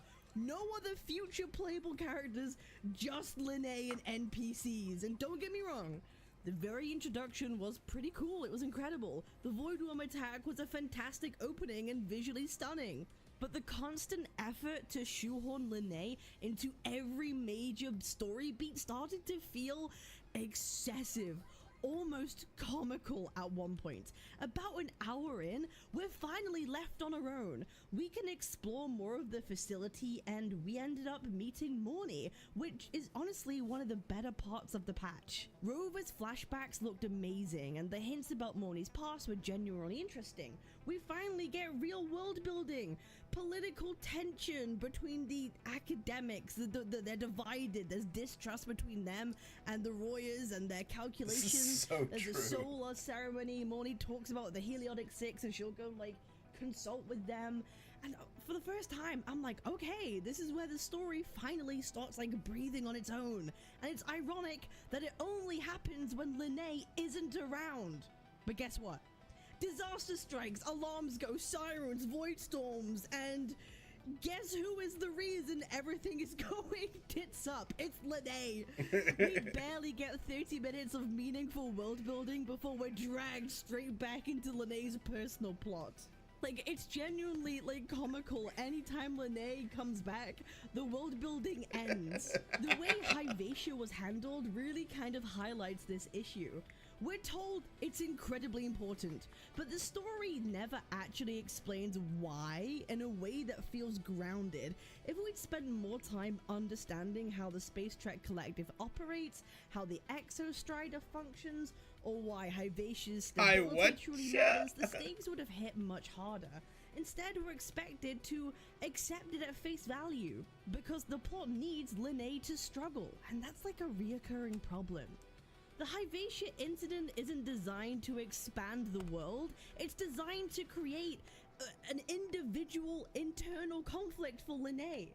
Imagine if Lene wasn't the cause of the malfunction. Imagine if the Academy had to investigate why it happened. We'd naturally learn more about the system, the facility, and the broader implications, and Lene could still be part of that story. But instead, the entire plot has she to is bend hitting around her. every Can you point honestly exactly. tell me right now what exactly Hyvatia does, how it does it, and why it's necessary? If you can, do you think the main quest did a good job at communicating that to the audience? Or was it more important to get Linnea's screen time? This part of the quest genuinely had me like puzzled. Do you have the option to click for more info on Hyvatia? Because the game won't communicate this to you directly, and it reads this. Hyvatia is a Space Trek Collected's first detection array built at Sundermere to monitor and stabilize the reactor drive's state in real time. Okay, it'd be cool if we knew more about like Sundermere and the reactor drive and what that really means. Okay, the Research Institute implanted the Exostrider space-time error correction module runtime into Hyvatia's core, allowing Hyvatia to adjust the Exostrider's orbit. How big is the Exostrider? It sounds like it's planetarily big. And or in space, okay? It'll be great to know more information about this. And detect hidden spaceborne threats with high precision. Therefore, Hyvatia possesses sufficient computational power to predict the reactor's drive rotation. Hyvatia's core function is to detect abnormal or dangerous energy fluctuations, perform immediate emergency calibrations, and feed this data back to the drive to ensure stable operation. I feel like this would have hit way harder if we had any semblance of information about the Exostrider and how it operates, but up until this point, we're left completely in the dark. We're left in the dark about the Exostrider, the Student Academy life, about the Space Trek Collective's mission, but we're supposed to nod and say yes to Hyvatia and accept how it works, then care when it starts going haywire? The stakes would have felt so much more justified if we actually truly knew why this would be a bad thing, if we had a bigger picture of how it operates. Anything that seems like it would be interesting or important in this patch is continuously sidelined to feed us more Linnea backstory. Even the Void Worm situation feels too convenient. This is a major research institute focused on void phenomena, yet it needs Rover and Linnea to handle a threat that should realistically be routine for these people or easy for them to solve. Everything exists to prop up like her in a spotlight, and I genuinely think this is why there are a lot of people that have mixed feelings on 3.0. If you're a Linnea fan, you probably love it. She dominates most of this quest, 71% of it to be in fact. If you're a Chissa fan, you were likely disappointed. And if you're someone like me who enjoys the bigger sci-fi picture, the politics, the systems, it probably felt visually great, but lacking in some kind of substance. But now that Rover is enrolled and Linnea is technically a first year again, I hope the second half of Act 2 slows down and actually lets us experience Academy life. But honestly, I'm worried we'll just repeat the pattern. It's just gonna be a morning side quest. Character and 30 minutes of actual world progression. 3.0 honestly made me appreciate 2.0's introduction way more. In Act 1 of 2.0, Carlotta appeared for only 4% of the runtime. Instead, the focus was on Renacita itself, its people, history, conflicts, all that sort of good stuff that makes it feel alive. We met multiple characters early, saw how they interacted, learned their values, and understood the city's power structures within the first hour. Brent and the troop take us to Renacita. We immediately come across the Order and see how they treat a portion of their citizens and already leave us with a feeling of sussiness of their motives. We meet Cristoforo, who says he's a playwright using the Fool's Pilgrimage as inspiration. It serves as the perfect opportunity to part with some exposition. We immediately learn about the initial sentiments of the Raganesi, that they revered the Sentinel, what the Carnival meant to them. The behaviors of the Sentinel has only been 30 minutes into the story. We end up in the city, greeted by the Order. We come to quickly understand how strict and disciplined they are, and their devotion to the Sentinel. Their intentions are clear and obvious to the players. Phoebe then takes us around the city and starts giving us more exposition about the Sentinel, echoes, and the values the people hold. She even tells us about how Renacita was founded. Then we meet Zanny, who takes us around the cool spots in the city. We even eat pizza, while at the same time we learn that the Montellis are super important and actually loaded with cash and mega influence. There were a lot of people who think the first act of 2.0 was slow, and I'd agree to an extent it was moderately paced, but I really do think they did a phenomenal job of setting the scene, it was good. All the information you need to quickly set up motives, and importantly, introduce us to 4 playable characters in the first hour of the story, including one of the main future villains. Characters like Zanny and Phoebe weren't even on banner yet, and people still loved them interacting together the whole time. Zanny, Phoebe's, Carlotta. Characters don't need to dominate the story Brant, to be Rosha. compelling. Comparing Act 1 of 2.0 to 3.0, the difference is overwhelming. 3.0's pacing is breakneck, with very little meaningful exposition, motives, and all that stuff. The context is completely glossed over. Since 2.4, it feels like Kuro has become hesitant to let characters meaningfully interact unless they're the focus of the current act. Outside of that, they become background noises, or gimmicks, like the coffee scene in 2.8. And I know what some people are going to say to this. Cap, just explore more, read the books, talk to the NPCs, listen to what they say, the lore is there if you want it, and look for it. Here's the problem with that. The main story is the only quest every single player is guaranteed to see. NPC dialogues, books, they're all optional and easily missed items. If crucial world building is locked behind optional content, then the game is literally failing to communicate its own story to most of its audience. Exploration lore, or learning lore through exploring and books and whatever, has no urgency. It's not tied to immediate stakes. It becomes passive information instead of something emotionally meaningful in the moment. I'm sorry, I really don't think being told lore means the same as experiencing it through a main story atmosphere.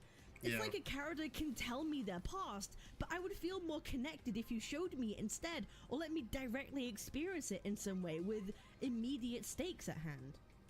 And that's a fundamental design flaw.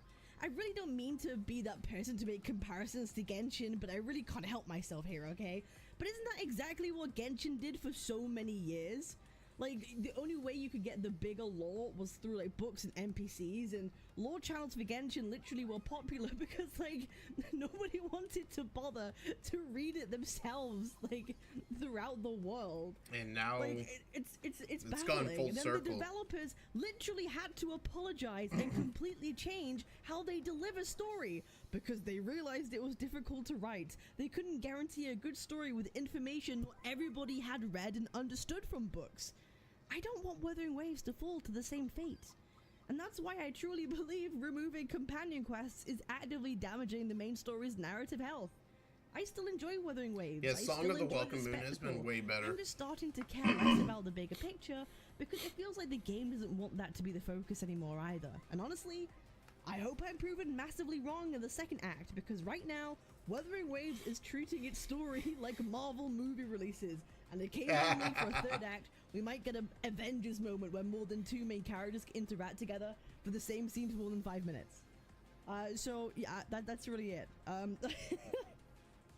It's gonna be really interesting to see what people think of this, but hey, I've been thinking this for a long time now, but we're getting it out there, right? I hope the second act is a lot better.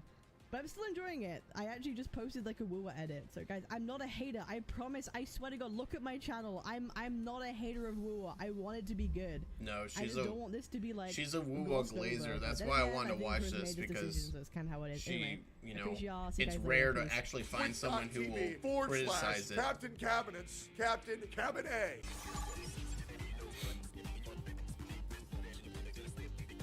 They've got a lot of fixing to do.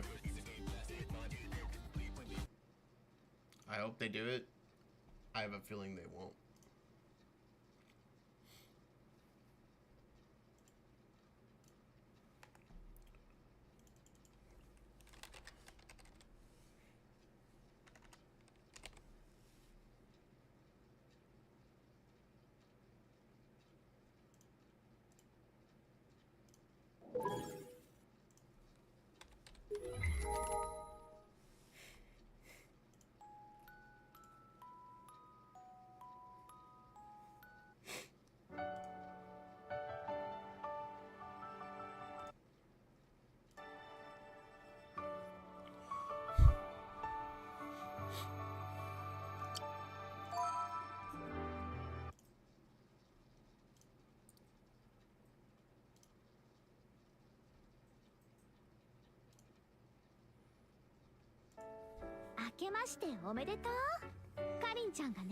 Alright, I'd like to try and do these. These are hard, which is kind of cool.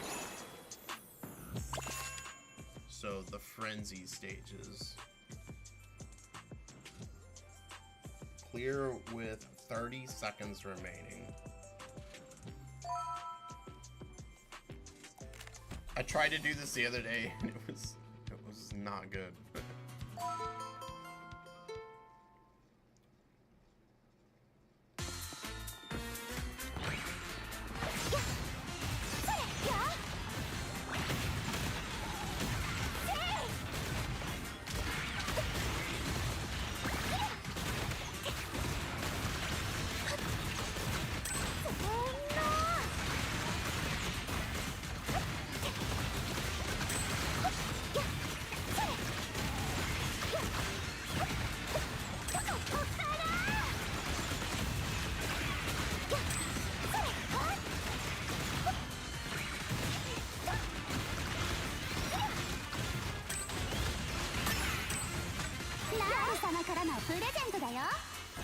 受け取りな。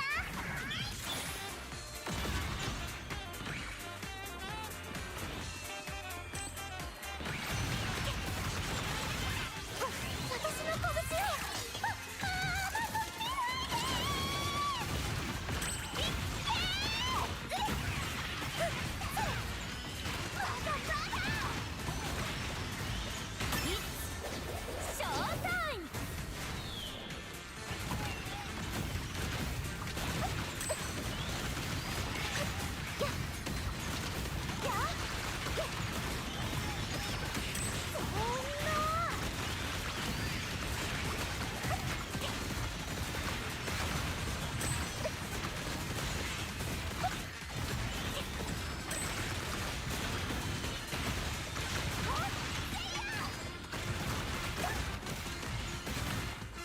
Come on!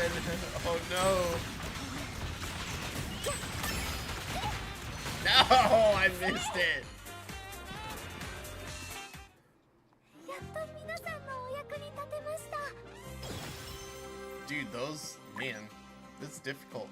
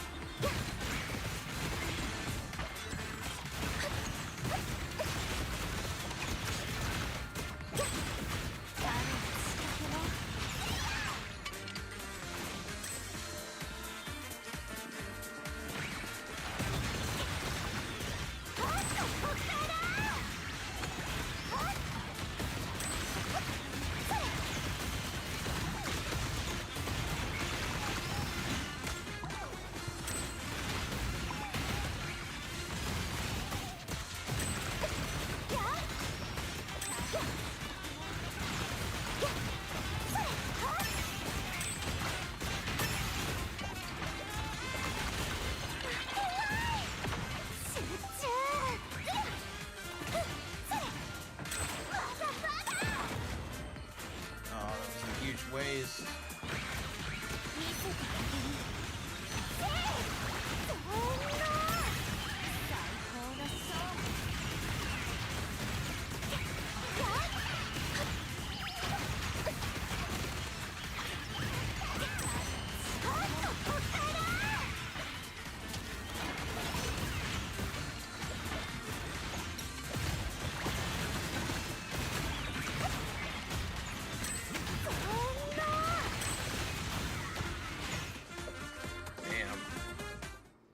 I'm gonna have to really finesse it.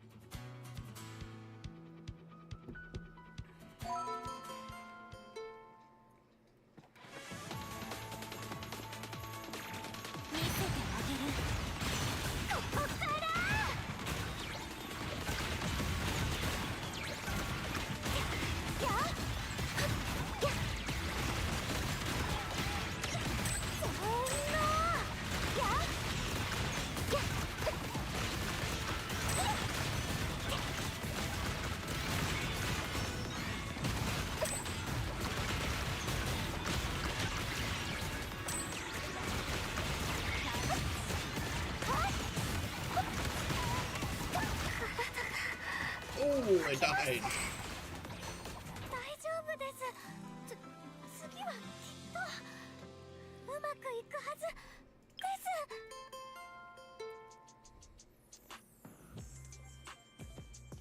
す。Okay. Gotta be careful.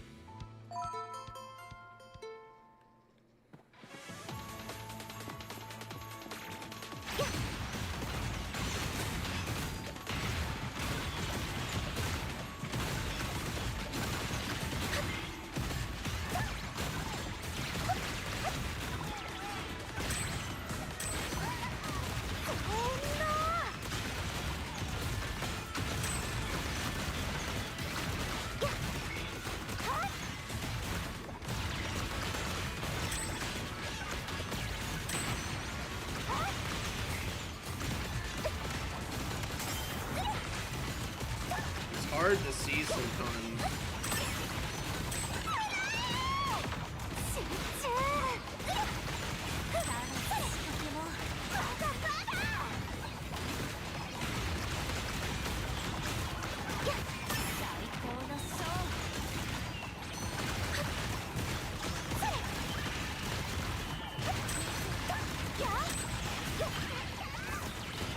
Whoa!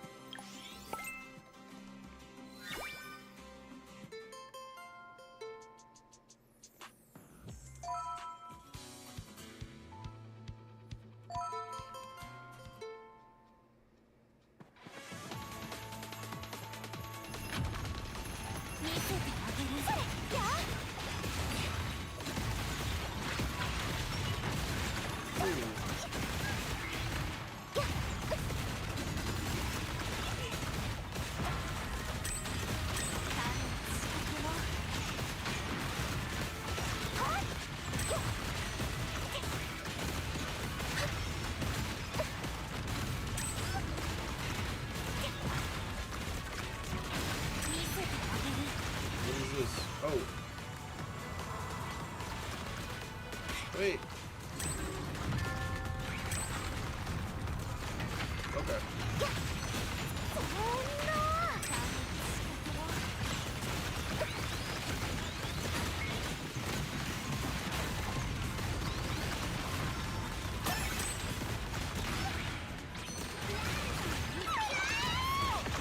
Man, this is all about surviving.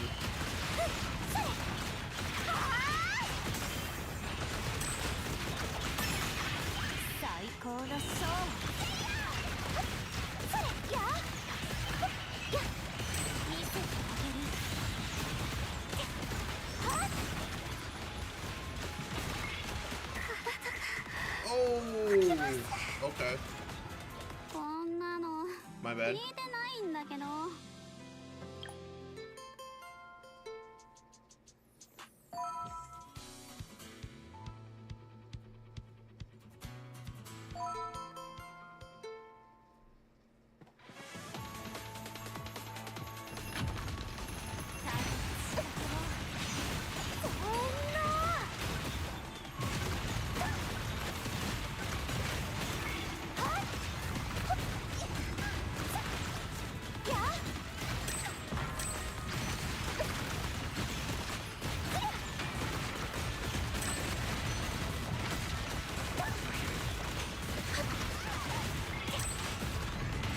Oh, are you kidding me?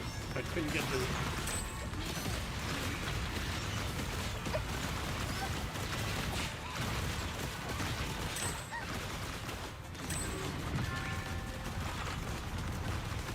I noticed that too late. I don't think I'm gonna survive now.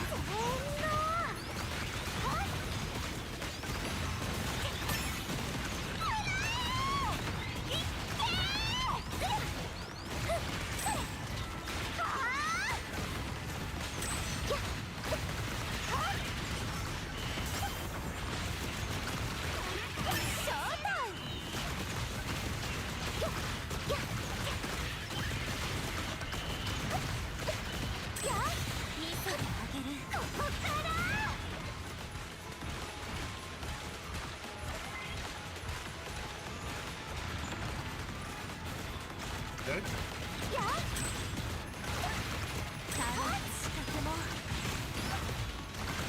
Oh, 60 seconds, is it? Damn. Okay.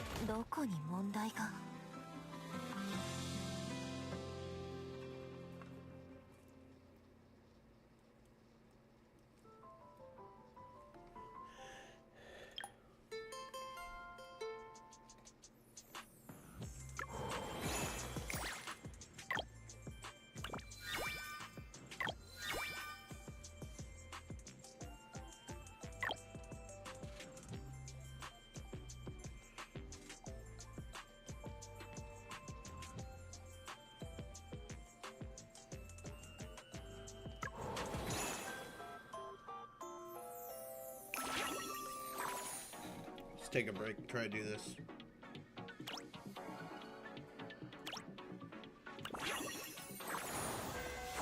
Ooh, F? Oh, shit.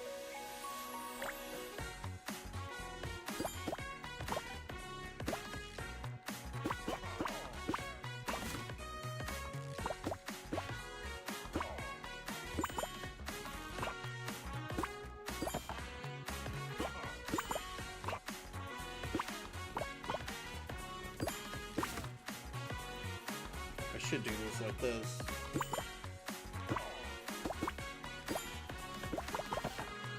Alright. Oh.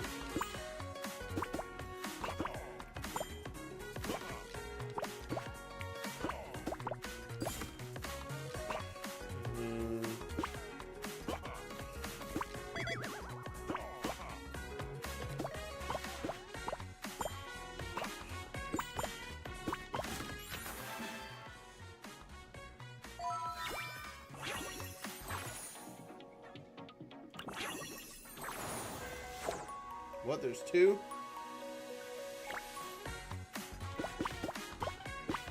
Oh, this is where it starts going different ways. Okay. Okay.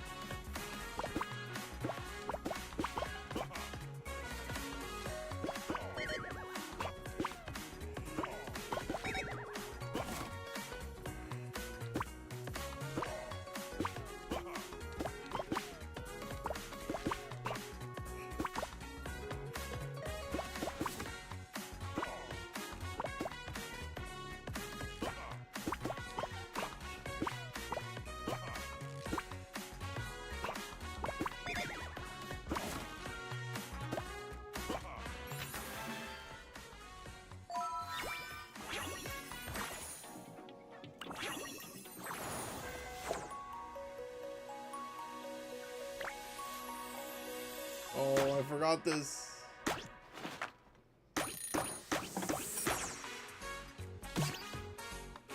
These are actually easier.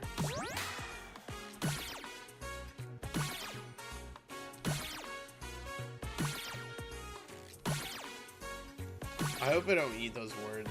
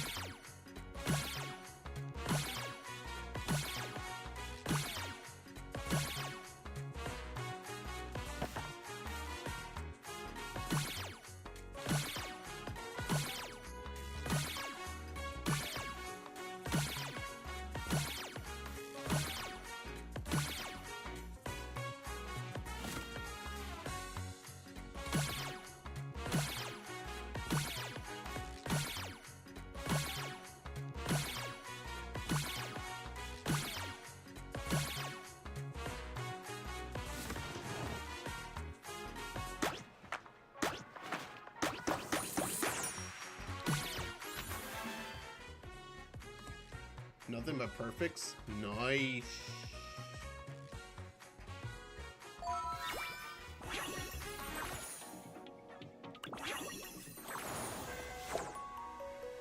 Okay.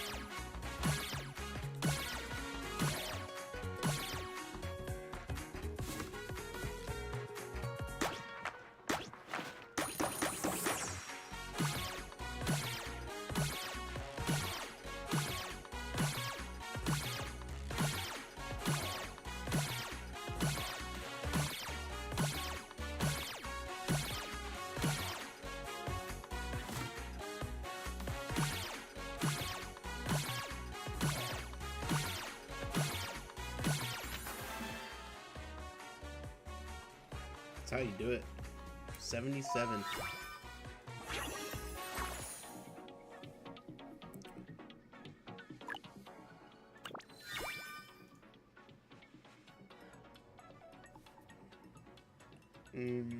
Let's see.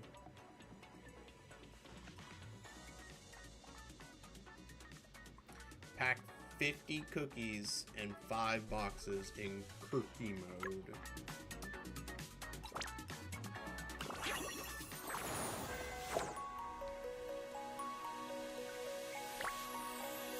Okay.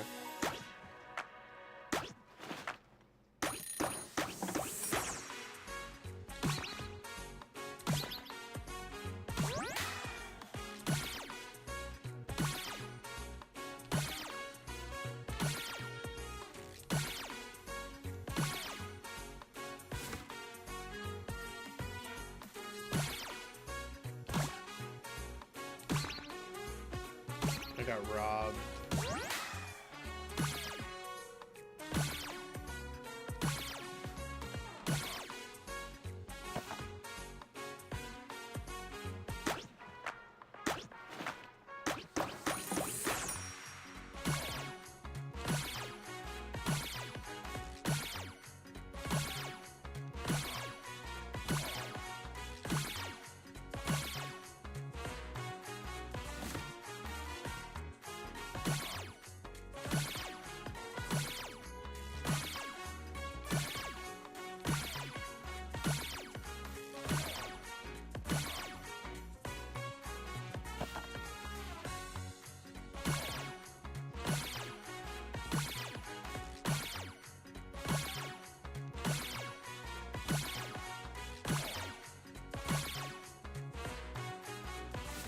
One more box and it should be good.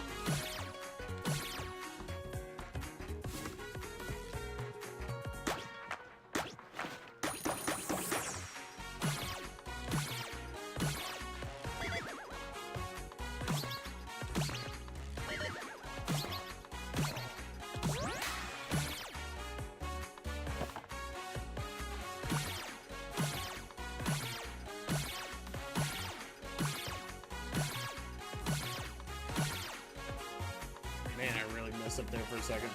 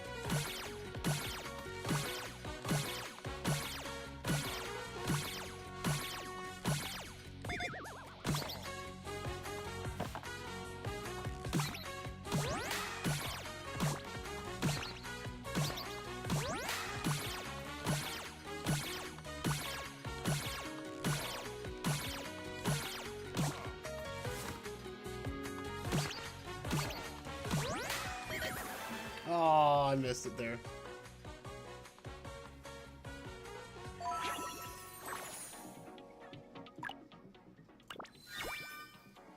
Done. So I've done all the quest lines here. Let's see お about 昼 this. は焼き魚にしない？これクリスマスツリーの精霊が心を込めて選んだプレゼントだよ。てなわけでクレームは NG でよろしく。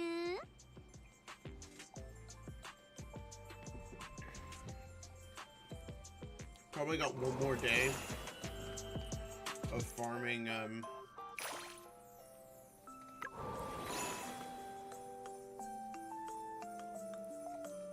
battle stages, and then I'll be good to go. All right, let's see if we can do these now. Oh, wait, I only have 45. Let's try and get this one first.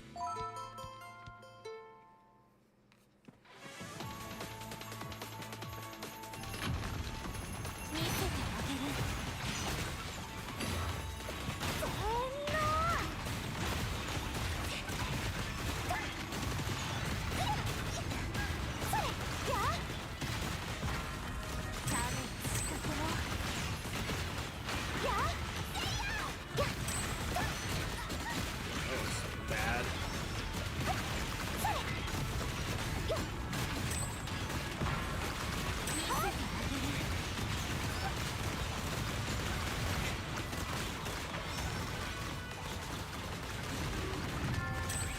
What the hell?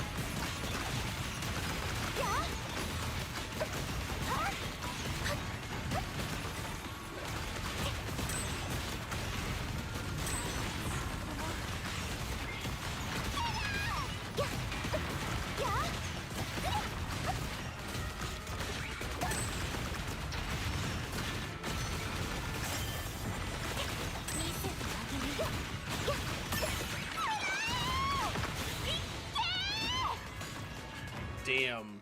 当然の勝利。 Don't think I'll be able to pull off 3 stars.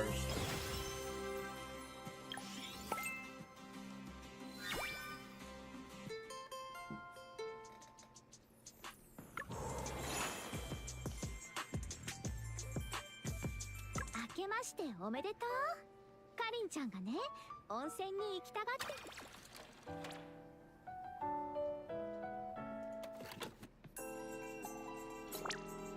All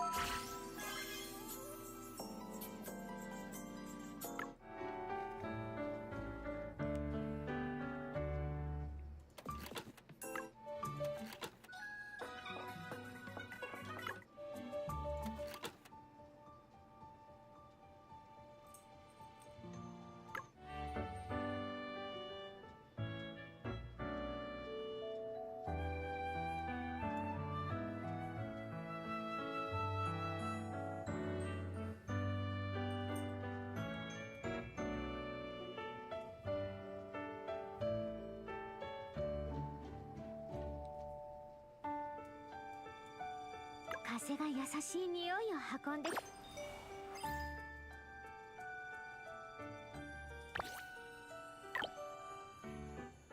能力が上がったんだし Not much I can do. これで給料を上げてくんないか Alright. なやることが多 Well, I すぎて finished 全然 Stella, ゆっ Sora, く what I りで wanted き to ない do. よ So. この時間は魚住んでるからね Let's see, either Wuthering Waves or Chaos Zero Nightmare.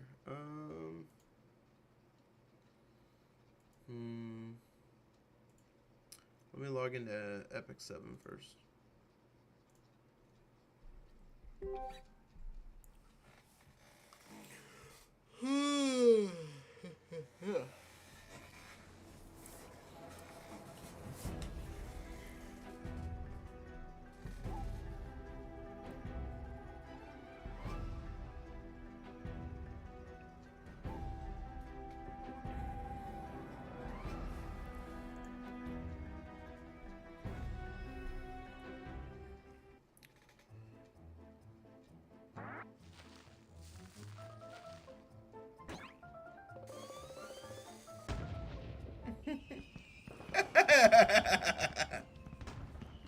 That's cool. Oh, nice.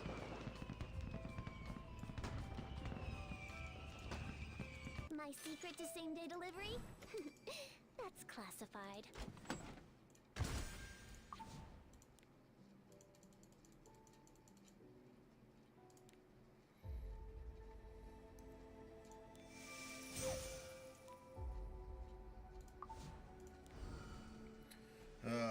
Time to...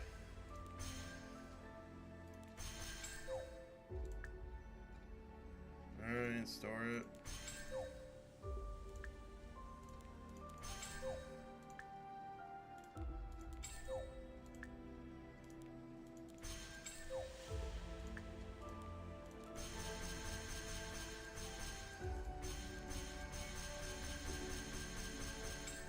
Dude, that's so depressing.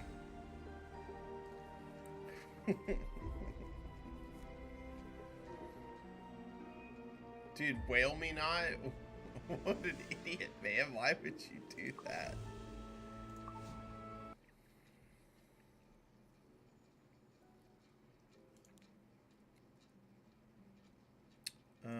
Let's go ahead and...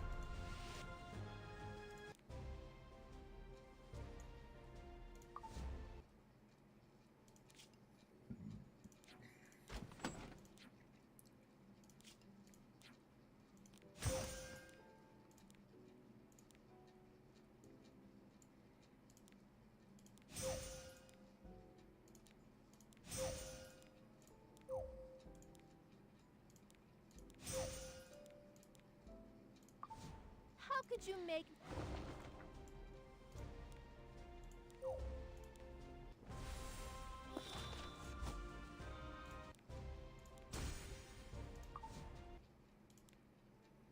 What do you think?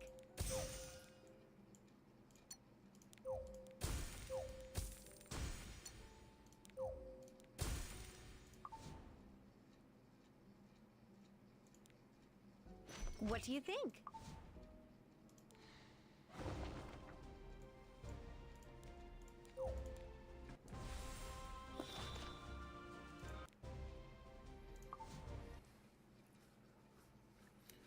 Okay.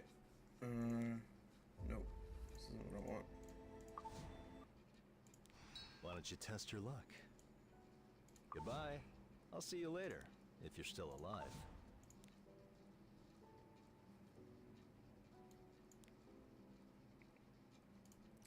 Alright, still trying to find this. No, thank you. No, thank you.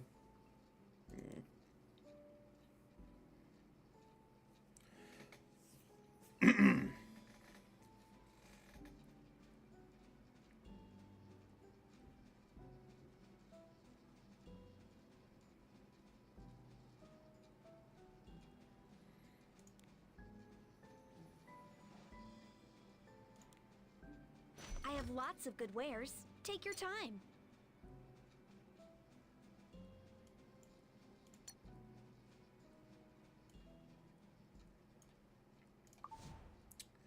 Okay.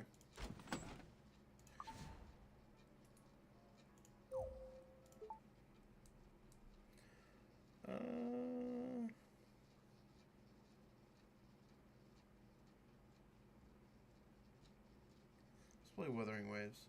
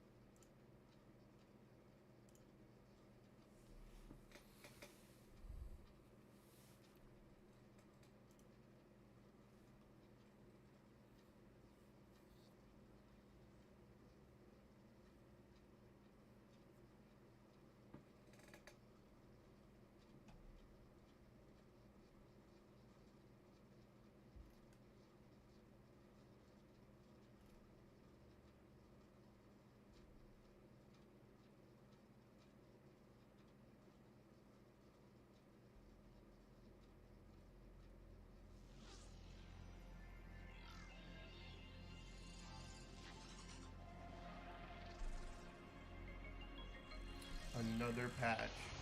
Always a freaking patch.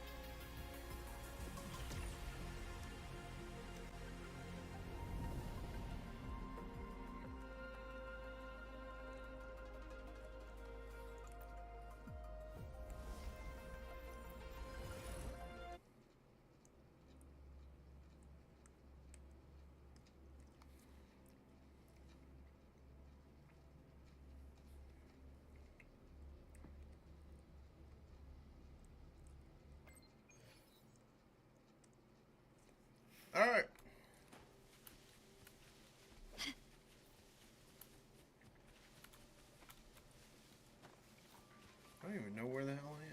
this is where the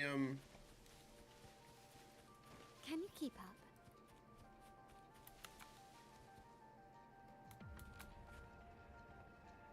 what's wrong with these plants though?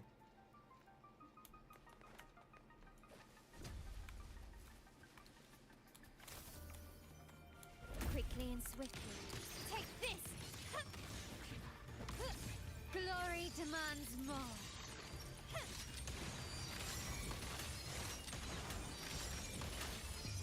A new era awaits.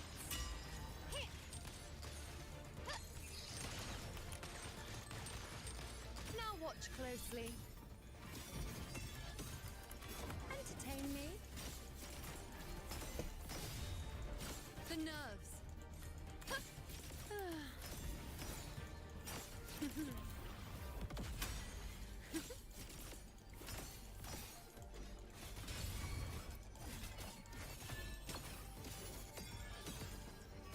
Sentinel, protect me. I've had my fun. Dark, answer me. Purify. Crystals, give me strength. Doesn't hurt. I'm okay. Path is arduous.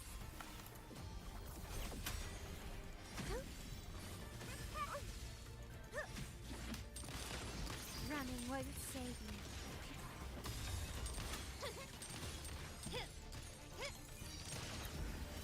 Such stubbornness. Victory favors me.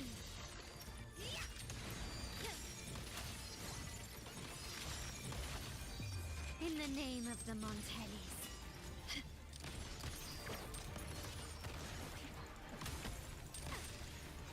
Now watch closely. Is that all? Nonsense.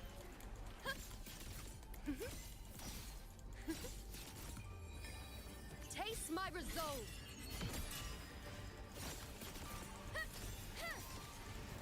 Causality, overturn.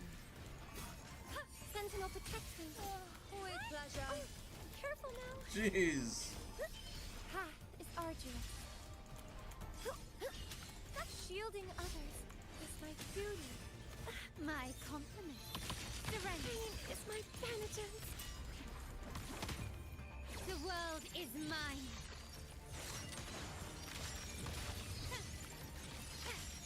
An absurd masterpiece complete.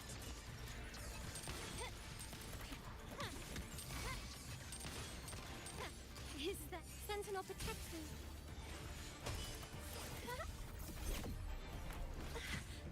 Pain is my penitence. Bluebird, be my salvation. Wax.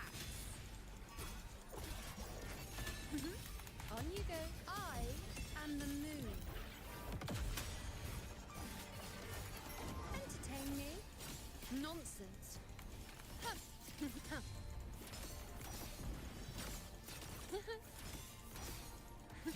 Answer my call. Some of these things are annoying.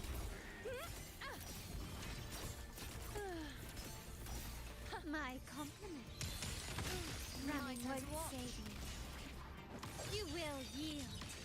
Victory favors me.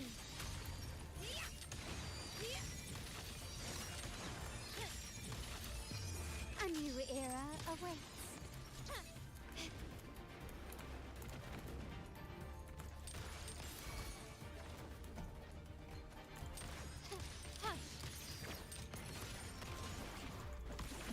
Sentinel, protect me.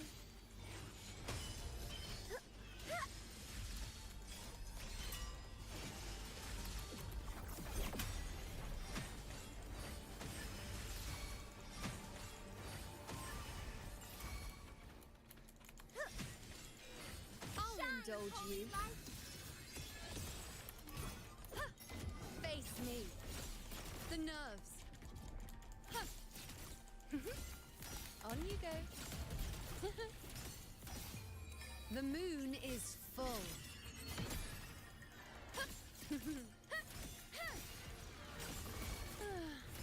Nonsense. My compliment. Surrender. I've had my fun.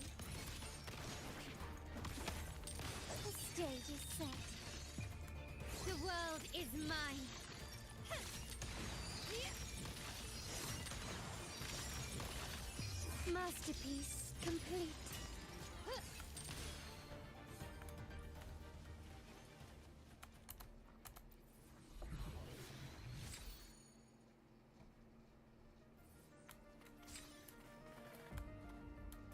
Can you keep up?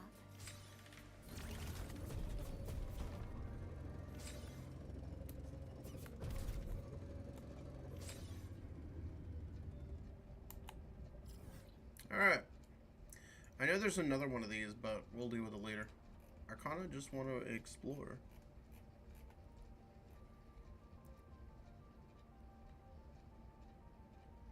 So, I need a good place to start.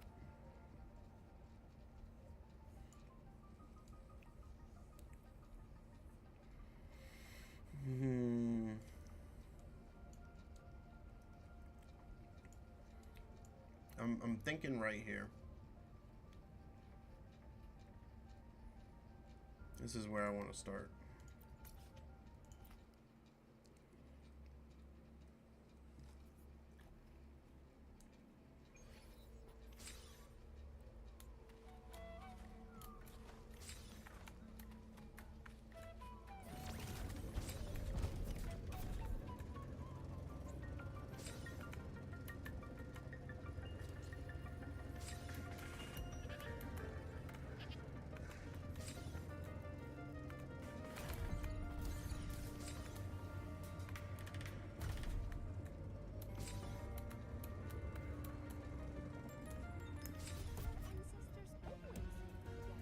Um,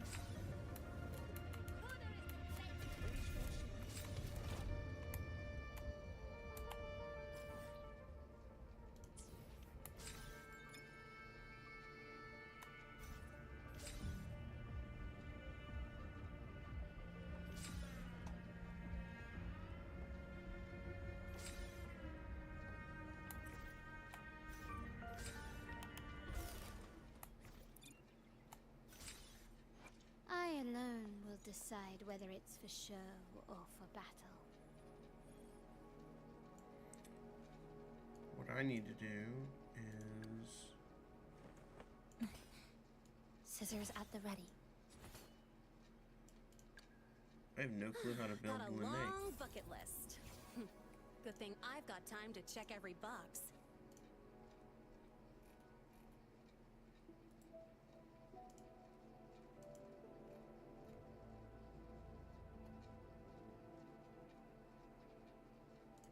Hello and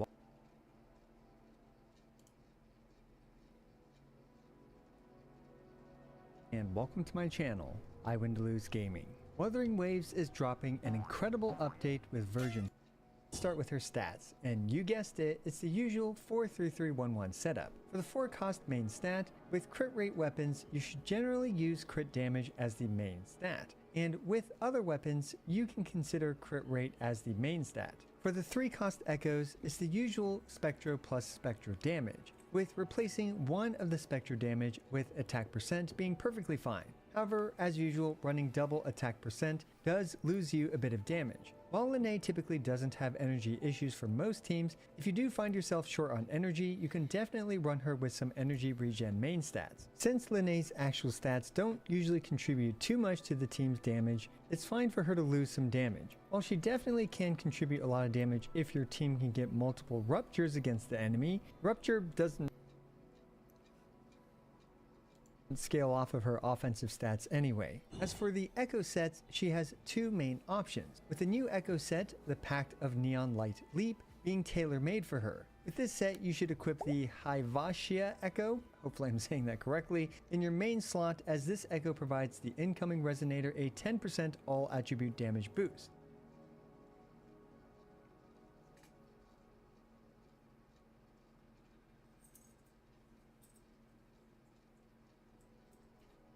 The 5-set bonus provides 30% attack, so you can run ER 3-cost echoes without costing your team too much in terms of performance if you need to. As for the substats, it's the usual. Get as many energy regen rolls as you need, then Crit rate, damage, attack, basic attack damage, and flat attack. Okay.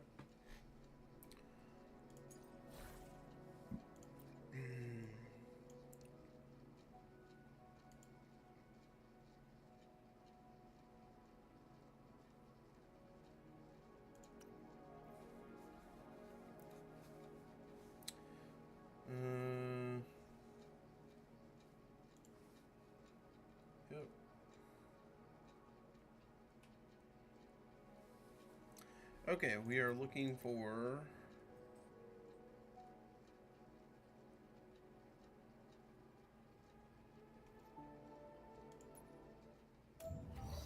Nope, nope, nope, nope.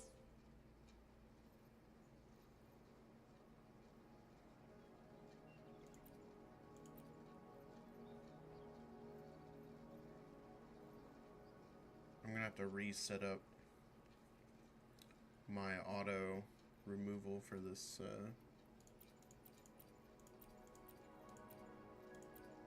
attack. So there's one. Oh, these are all... Shit, I haven't gotten many at all. Jeez.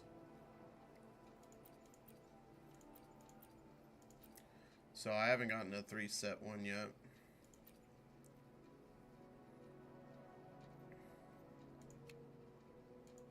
To be honest, I'm not really interested in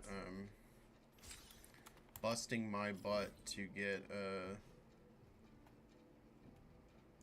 her echoes. I'll just continue to log in every day and do the group of them. So the first one was here. Where was the second one? Isn't it right here? This one doesn't have as many. Can you keep up?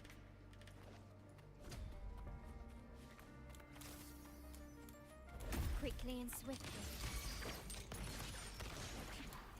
With style and grace.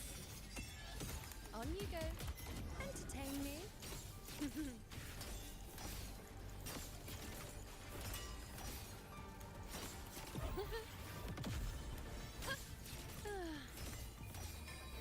Taste my resolve.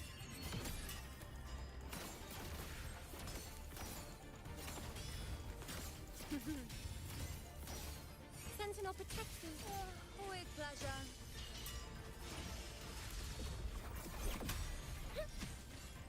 Judgment time.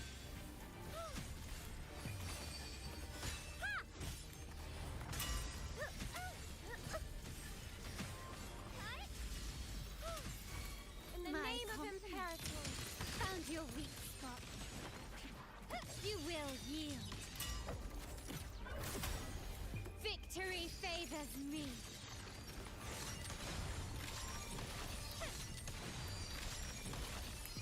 In the name of the Montellis. Take this! now watch closely. Present your offerings. Is that all?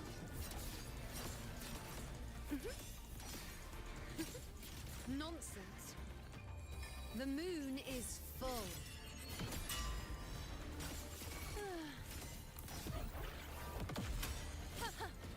This is nothing.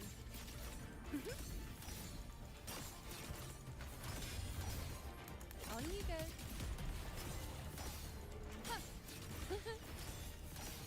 Sentinel protects me. My turn to watch. Crystals, give me strength. Doesn't hurt. I'm okay.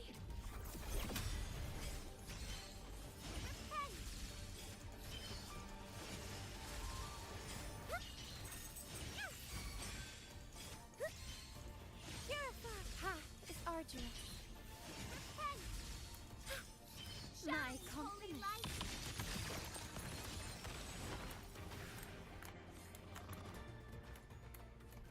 Can you keep up?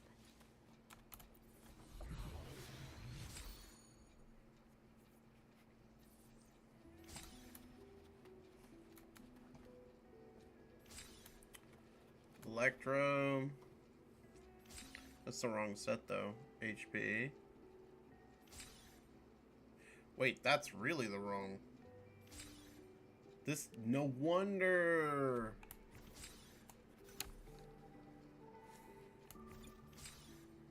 Okay, never mind. It did have the other one. Hang on. I alone will decide whether it... Okay, yeah, it's all 3 sets. Okay. Yeah, no wonder this is gonna take a while. Damn. Okay. decide whether it's for show or for battle.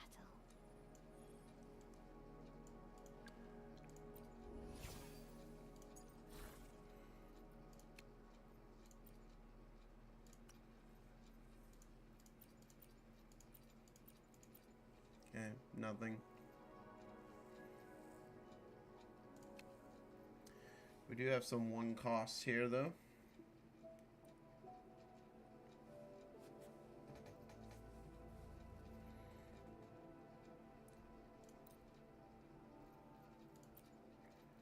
Do we have one to get rid of?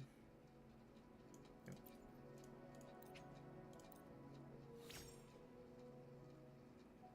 Not really a good start.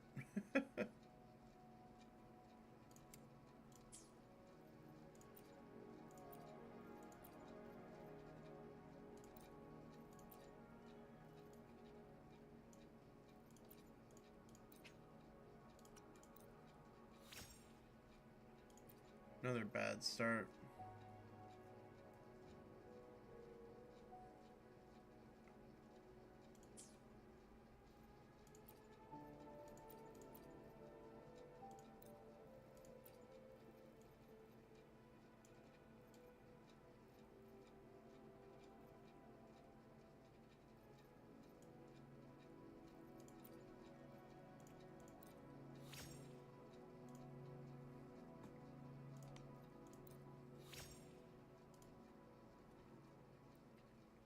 Okay. Damn. Nope.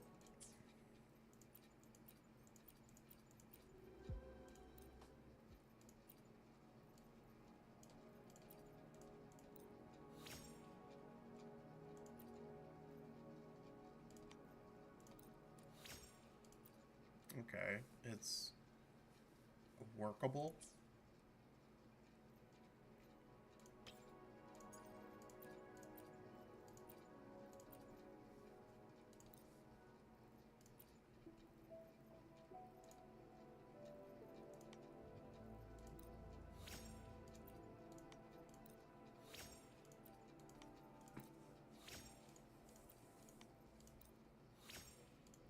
Okay.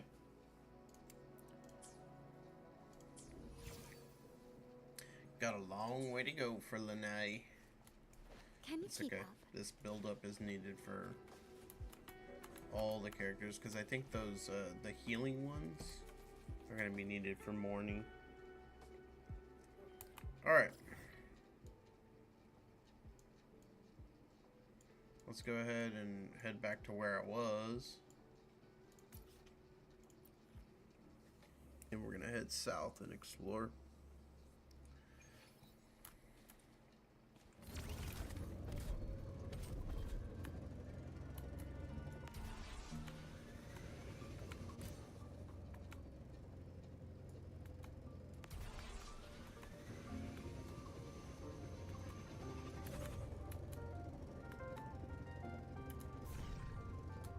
Dark forces approach. Be on guard. Okay, nothing really interesting here.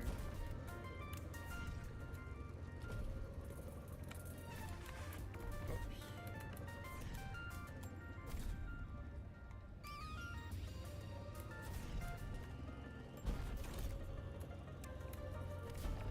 Okay, what's this green box though?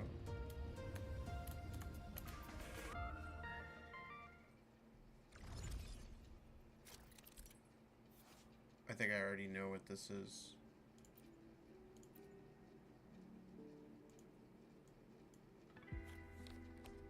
Yeah.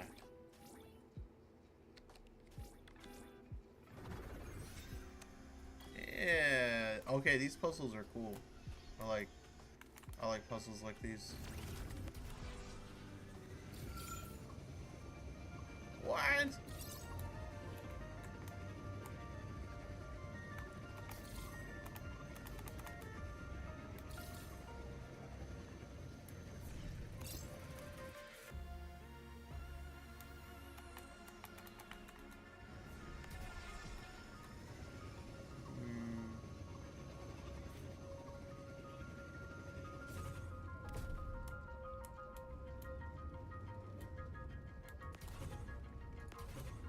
Can I go back the other direction?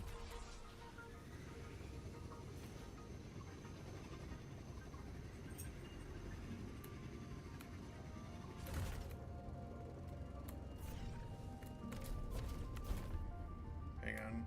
I probably should.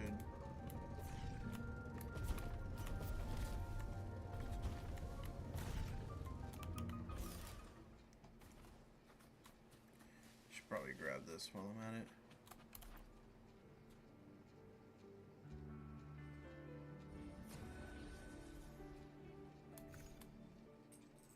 Yeah, no thank you. Not right now.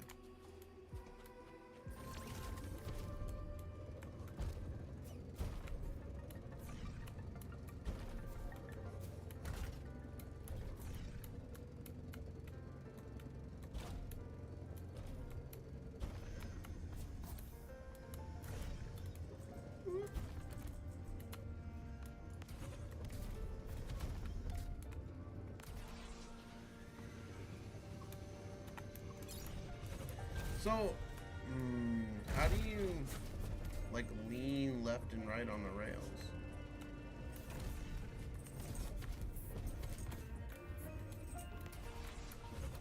Okay, come on.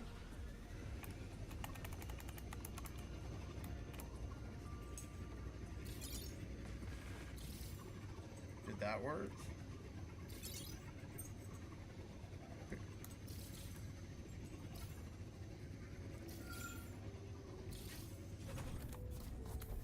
I think maybe?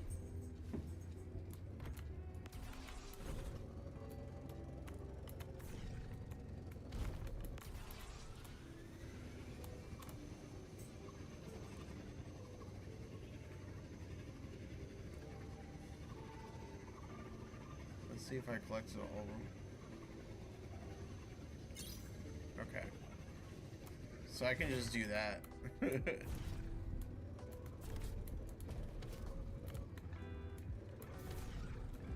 Dark forces approach. Be on guard.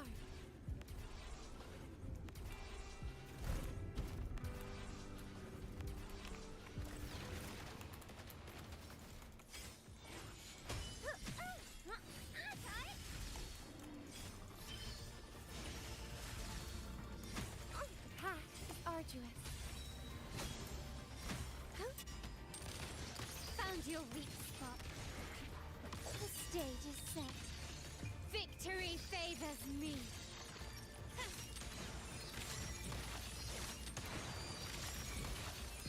Masterpiece complete.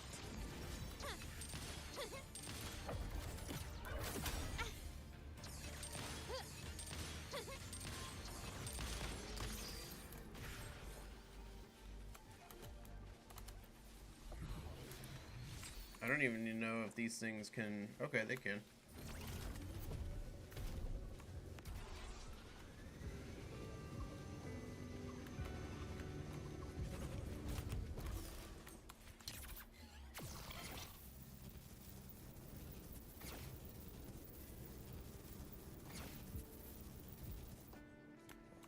Okay, this takes us to the upper road.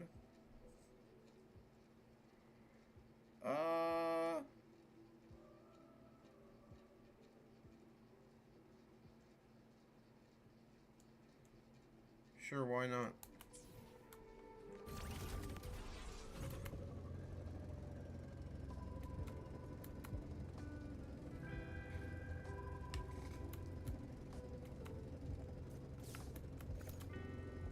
I don't know.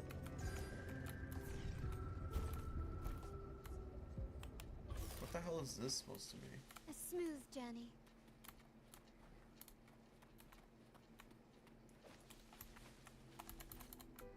Can you keep up?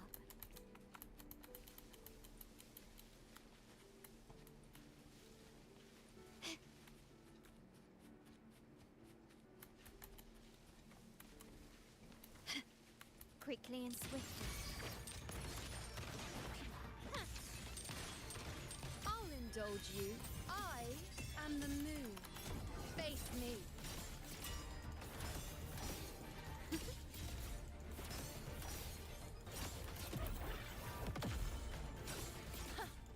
This is nothing. Arm Answer my call. Fate in my mark. Nonsense. I think my dog needs to go out. The nerves.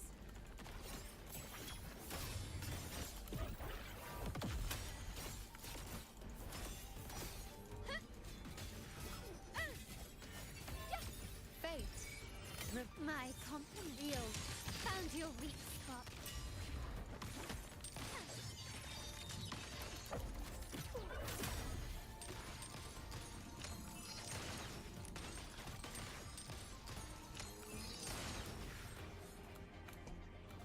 Can you keep up? Okay. I need to go see. My dog needs to go out. I'll be back, guys.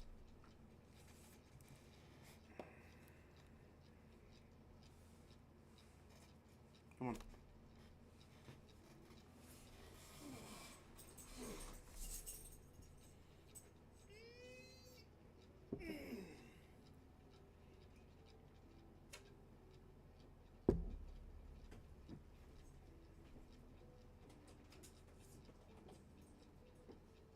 Come on. No. It's not playtime. Come on.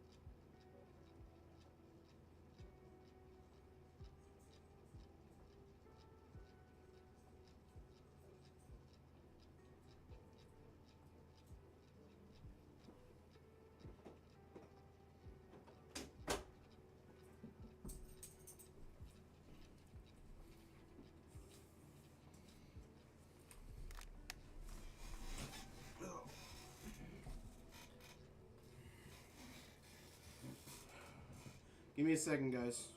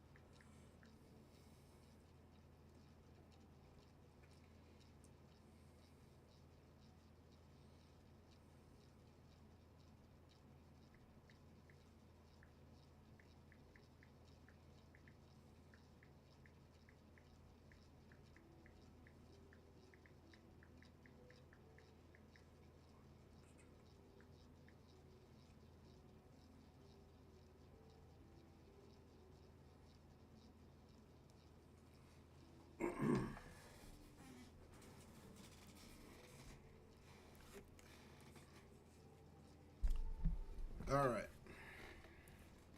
Yeah, let's just explore up here. And I'm probably not going to worry so much about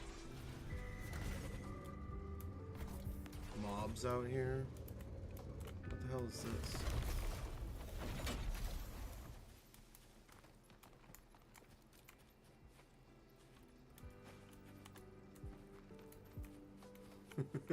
What? I don't. Oh, okay, okay. Oh, no way!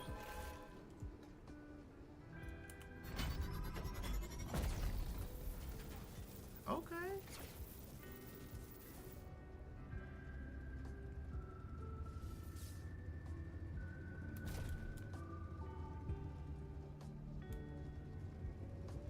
It's not really what I needed, though.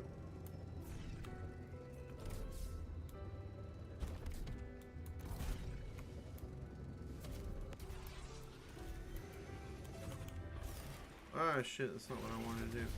Quickly and swiftly. I wanted to see the map.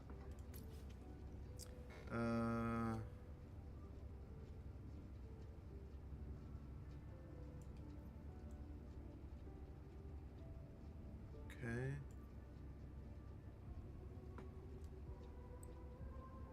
I don't get it. Why would you ever do these anymore? Oh. Maybe if you need these or these, but I've got tons of that.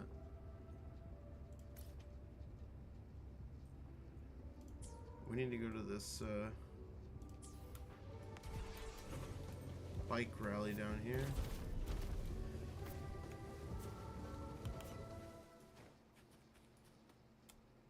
Let me just go in here so it lights up. I really don't. Can you keep up?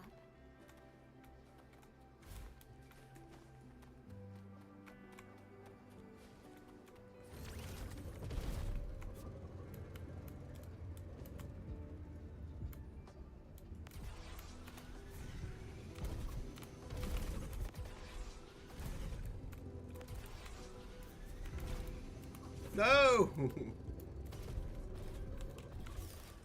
A smooth journey.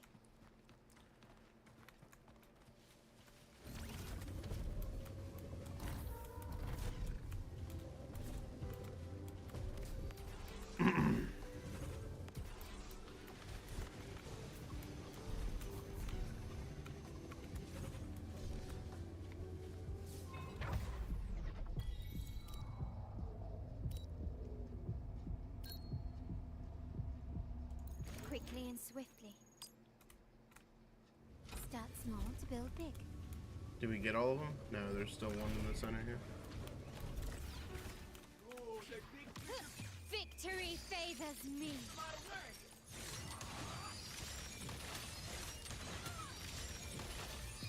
In the name of the Montellis. Improvise.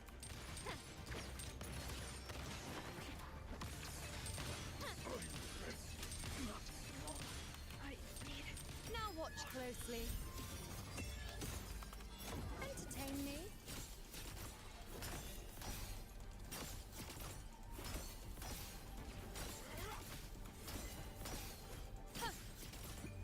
Answer my call.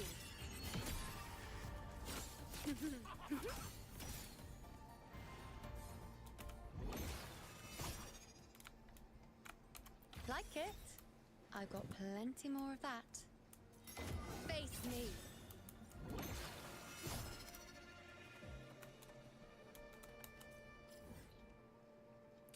Okay, let's check here.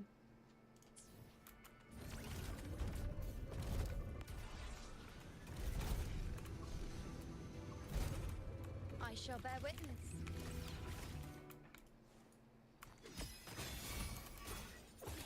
On you go. This is nothing. Sentinel, protect me. I've had my fun.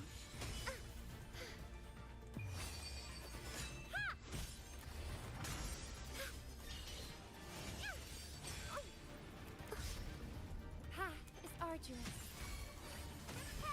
I'll indulge you. I am the moon. Praise me. Nonsense. Is that all?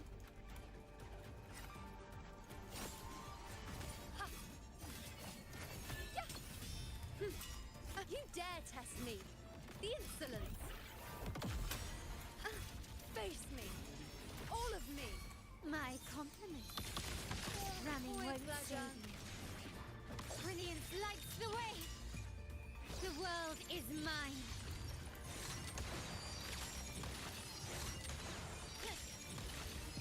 In the name of the Montellis.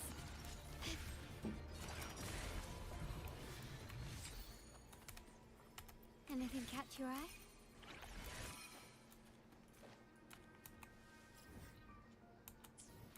Okay.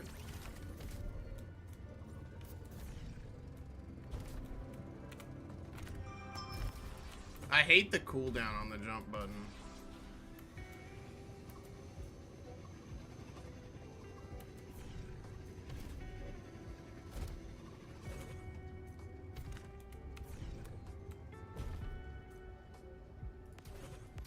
I wonder if there's something up here, like in these little...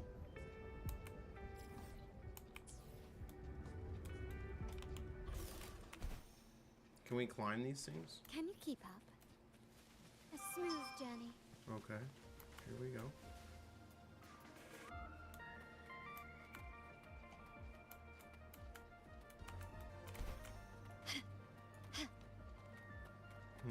I don't know if you can get on top of them.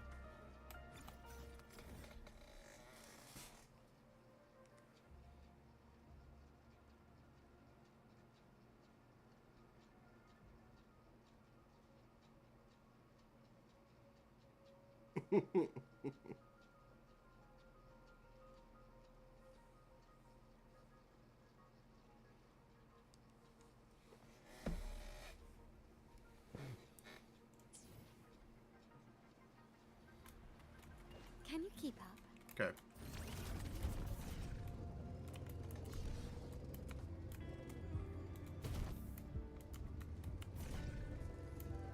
Ooh, maybe you can. I don't know.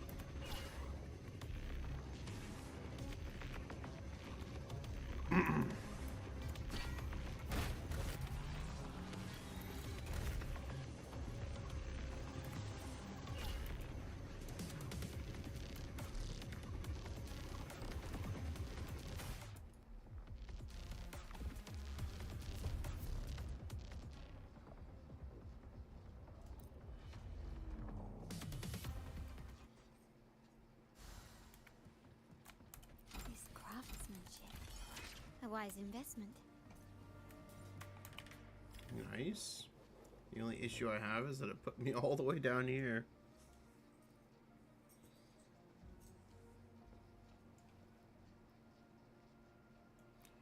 This is... Whoops. That's not what I wanted. Oh no, this is... Okay.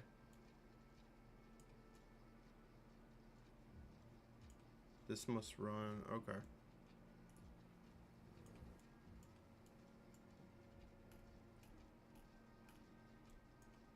Well, I guess since we're down here, might as well start just crisscrossing.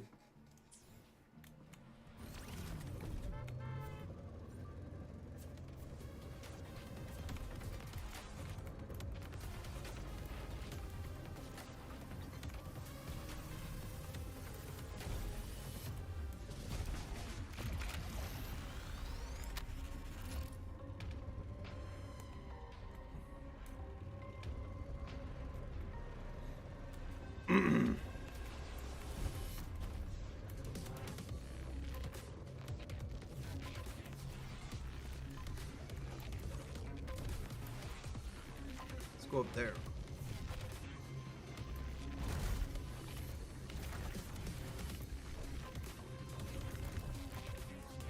Okay, now wait. Missed something down here.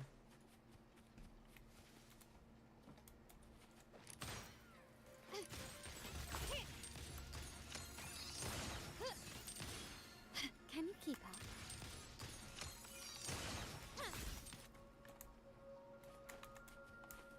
Use the projector.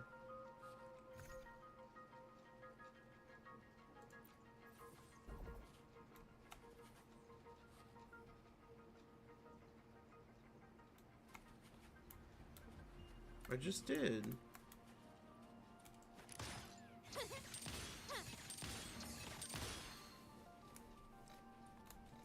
Can you keep up? Let's try coming back. Okay.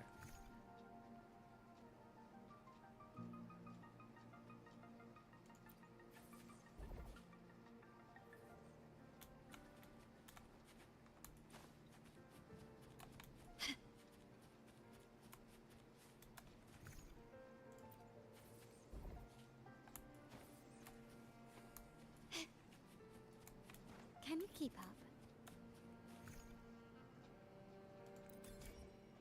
Edit. Okay. Remove you. Remove you. Instead, put, I guess, this thing here. A mining reindeer. Okay. And then this one is... Who knows what it's for?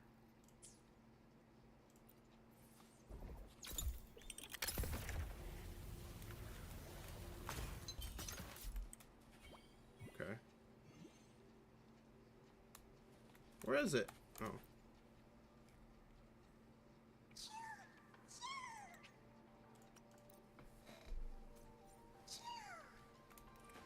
Okay. Can you keep up?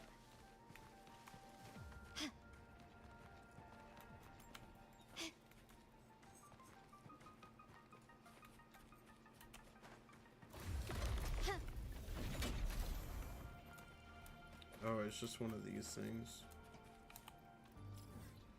These aren't really special at all.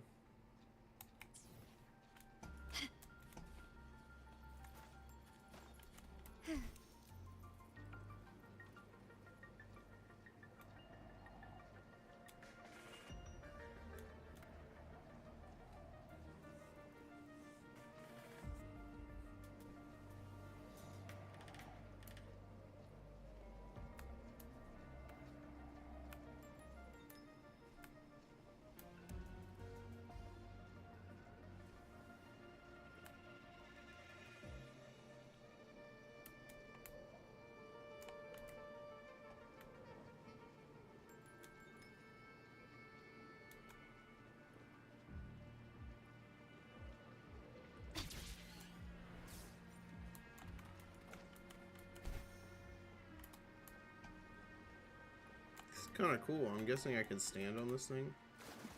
Nope. A smooth journey.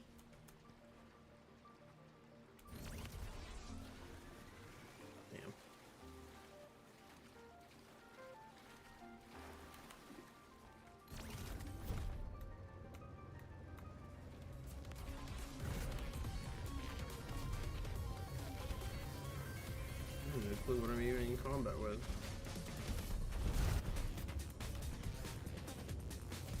Anything here? No? Oh.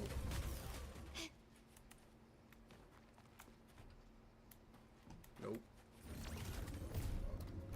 It's a lot of just random shit for no reason.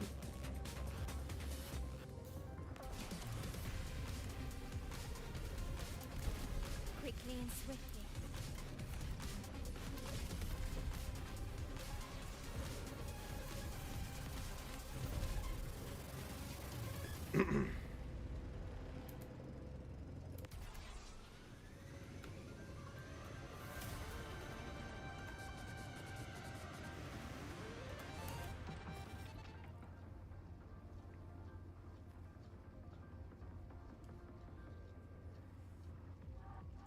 So I guess let's just kind of see. Let's see what's up at the top here.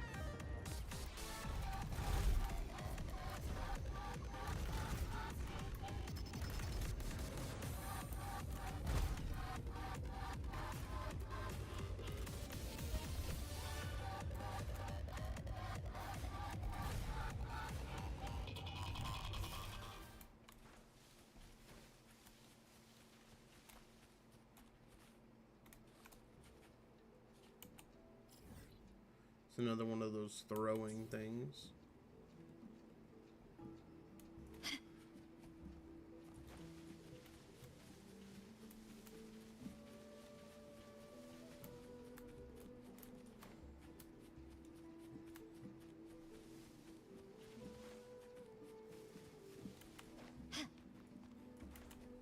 Can you keep up?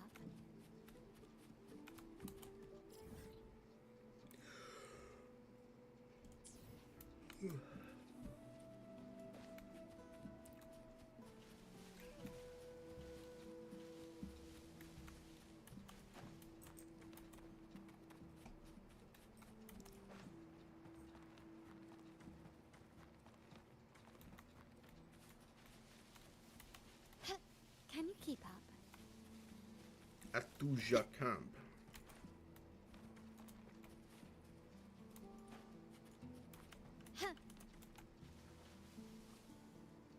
Okay. Nothing up here.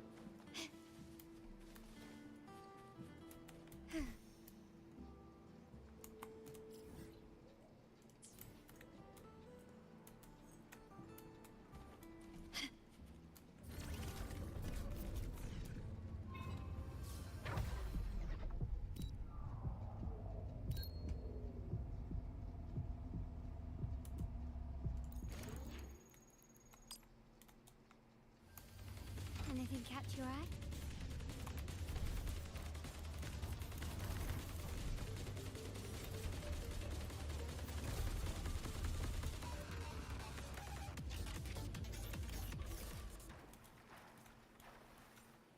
This is like the deer plantation. Okay, let me go up here and grab those. And then Void Storm Zone. I haven't seen one of these. I don't know what these are.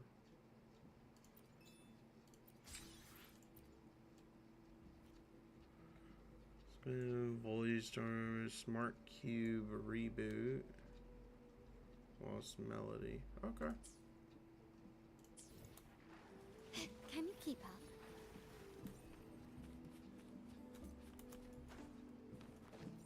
Let's go up and grab this, and then I gotta go.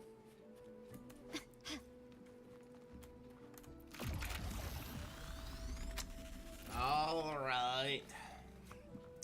I hope you guys have a good New Year's Day. Not much else going on today. Tomorrow we got to do Epic 7, and then I'd like to get into ZZZ's story. We'll see if we have time. So, anyways, I hope you guys have a great rest of your day, and I will catch you guys tomorrow. Catch you later.